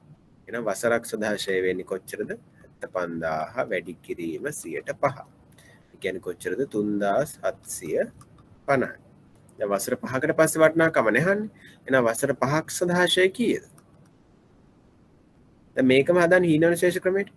හීනවන ශේෂ ක්‍රමයට හදන්න මෙහෙම හදන්න. මේක මම චුට්ට වෙනස් කරන්න. සුම්බුන් අගය 15000යි. සුම්බුන් අගය 15000යි. වටිනාකම් වසරට හීනවන ශේෂ ක්‍රමයේදීත් අර 105ම ගන්න රේට් එක විදිහට හීනවන ශේෂ ක්‍රමයේ 105ම රේට් එක අරන් ඉවරලා මේකම හොයලා දෙන්න මට වසර 5කට පස්සේ වටිනාකම්. ඒක ඔයගොල්ලෝ කරන්න රේඛීය ක්‍රමයේ කරපුවා කරන්න. හරි. මේ සුම්බුන් අගයත් මන් දුන්නා. සුම්බුන් අගයකුත් දුන්නා එතකොට. හරි. දැන් එහෙනම් වසර 5ක් අවසානයේ රේඛීය ක්‍රමයට කොච්චරද මේ වටිනාකම්? මොකද කරන්න ඕනේ?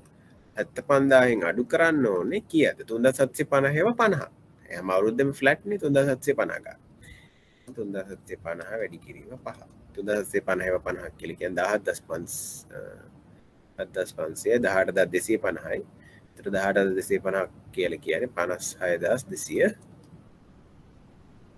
56,750 මම හිතන්නේ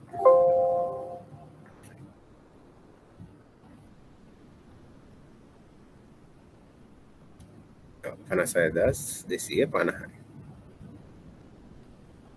56,250 හොඳයි උත්තරයක් දාලා දෙනවා කට්ටිය 56,250 දැන් මම මේකම හදන්නම්කෝ මේ හීනෝන ශේෂ ක්‍රමයෙන් දැන් හීනෝන ශේෂ ක්‍රමයේ සූත්‍රය මොකද්ද අපේ පොත්තගේ ආරම්භක පොත්තගෙන් අඩු කරනවා සුම්බුන්ගේ ඔක වැඩි කරනවා ශේෂීකృతතාවය එහෙනම් දැන් බලමු ෆස්ට් ඉයර් පළවෙනි අවුරුද්දේ කොහොමද හදන්නේ කියලා මොකද කරන්න 75,000න් අඩු කරන්න ඕනේ සුම්බුන්ගේ මම දුන්න 15,000 කියලා එකක් 10,000 ඕක වැඩි කරන්න ඕනේ 5%. එතන 60,000ට 5න් වැඩි කළා කියලා කියන්නේ 3,000යි කියලා. පළවෙනි අවුරුද්ද සදාශය 3,000යි. හරිද? ඊට දෙවෙනි අවුරුද්ද සදාශය කොහොමද වෙන්නේ? දැන් පටන් ගන්න ඕන ආරම්භක පොත්තගේ. දැන් ආරම්භක පොත්තගේ කිය 3,000 ක්ෂය වුණා. එහෙනම් ආරම්භක පොත්තගේ ඇවිල්ලා 75,000න් අඩු කරන්න ඕනේ 3,000. කියන්නේ 72,000යි. හරි එහෙනම් දාමු අපි සූත්‍රය 72,000 අඩු කිරීම 15,000 වැඩි කිරීම 5%. 72කින් 15 ගියාම 57යි 57න් 5 කියලා කියන්නේ 2,850යි. දැන් අපි කරමු තුන්වෙනි අවුරුද්දට. දැන් පොත්තගේ කීයද? දැන් කලින් තිබ්බ 72,000ක පොත්තගයක් ඕකෙනුත් අඩු වෙනවා දැන් 2,850. ඒ කියන්නේ කීයද 69,150. දැන් තුන්වෙනි අවුරුද්ද සදාශය කීයද 69,150 රින 15,000 වැඩි කරන්න ඕනේ 5%. 69න් 15 ගිහපුවම කීයද 54,150යි 5,415යි 2,707යි 750. මේ තුන්වෙනි අවුරුද්ද සදාශය මේ දෙවෙනි අවුරුද්ද සදාශය මේ පළවෙනි අවුරුද්ද සදාශය දැන් පේනවනේ හීනෝන ශේෂ ක්‍රමෙනේ මේ එන්නේ ෂය අඩු වෙනවා දැන් කලින් වගේ ෆ්ලැට් නෑ මේ ඔය වගේ පස්වෙනි අවුරුද්ද දක්වා කරගෙන යනවා හරි ඊට පස්සේ මං කිව්වා නම් එහෙනම් වසර 10න් මේක අයින් කරනවා කියලා මොකද කරන්නේ වසර 9ක් වෙනකන් කරලා ඉවරලා පොත්තගේ ආවා කියලා හිතන්නකො 27,000ක් 27,000ක් පොත්තගේ ආවා කියලා හිතන්න 10 වෙනි අවුරුද්ද සදාශය කීයද 27,000යි සොම්බුන් වගේ දීලා තියෙන 15යි කියලා 10 වෙනි අවුරුද්දේ අර 12,000ම ෂය විතර අඳුර ගන්න ඕනේ එහෙම වුණා නම් ඊට පස්සේ ඊළඟ ගැටලුව ඊළඟ ස්ලයිඩ් එකේ තියෙන ඊළඟ ගැටලුව උත්සාහ කරන්න.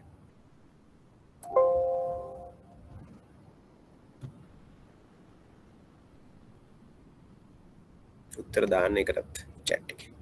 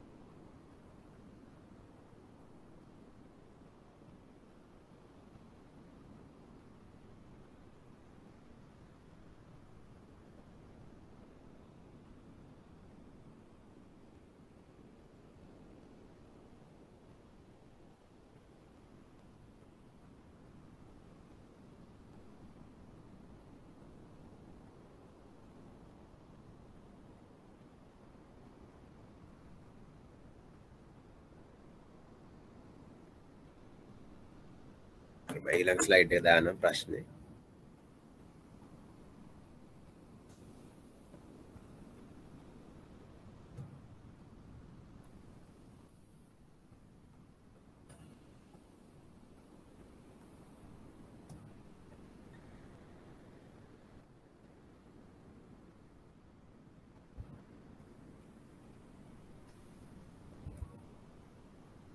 හදන්න බලන්න චුට්ටක් වෙනස් ගැටලුවක් ඒක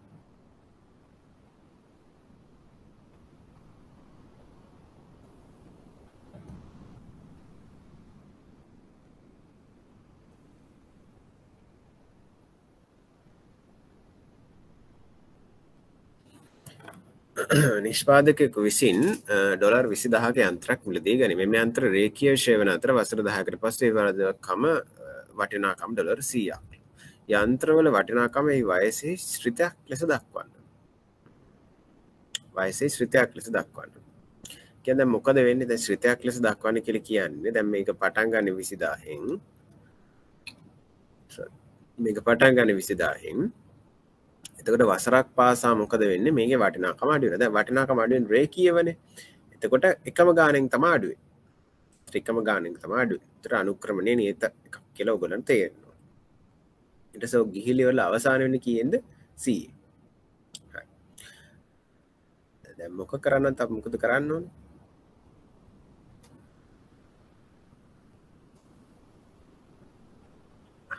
අපි දැන් නිකම් ලියලා බලමු අවුරුද්දක් අවසානයේ වටිනාකම කොච්චරක් වගේ වේද කියලා. හරි. ඔක්කොටම කලින් අපි හොයන්න ඕනේ මොකක්ද? වසරක් සඳහා ෂය. වසරක් සඳහා ෂය. රේඛීය ෂය ක්‍රමයේ සමීකරණය මොකක්ද? ෂය කලකයාගේ ෂය කලකයාගේ කොච්චරද? 19900යි. 20000න් 100ක් අඩු කළාම 19900. ඔක බෙදන්න ඕන 10යි. 1990යි කියලා නෝ ෂය කලකයාගේ. ෂය කලකයාගේ නෙමෙයි වසරක් සඳහා ෂය. හරි. එතකොට දැන් වටිනාකම් කොහොමද අඩු වෙන්නේ? වසර ගානක් ඔස්සේ යද්දි කොහොමද අඩු වෙන්නේ? අර 20000න් අඩු වෙනවා 1990 ගන්න. එච්චර නෙවෙන්නේ. ඉතින් පළවෙනි අවුරුද්ද රීලා බලන්න. පළවෙනි අවුරුද්දේ වටිනාකම කොච්චරද යන්ත්‍රේ වටිනාකම? 20000න් අඩු වෙනවා 1990ක්. මේ අවුරුද්ද අවසානයේදී වටිනාකම කොච්චරද? 20000න් අඩු වෙනවා 1990 වැඩි කිරීම 2ක්. තුන්වෙනි අවුරුද්ද අවසානයේ වටිනාකම කොච්චරද? 20000න් අඩු වෙනවා 1990 වැඩි කිරීම 3ක්. එහෙනම් පොදු සූත්‍රයක් මොකද්ද? අවුරුදු n ගානකට පස්සේ n අවුරුදු ගානකට පස්සේ වටිනාකම කොච්චරද? 20000න් අඩු වෙනවා 1990 වැඩි කිරීම x නේද? ඒක තමයි වටිනාකම සඳහා ශ්‍රිතය. පැහැදිලිනේ?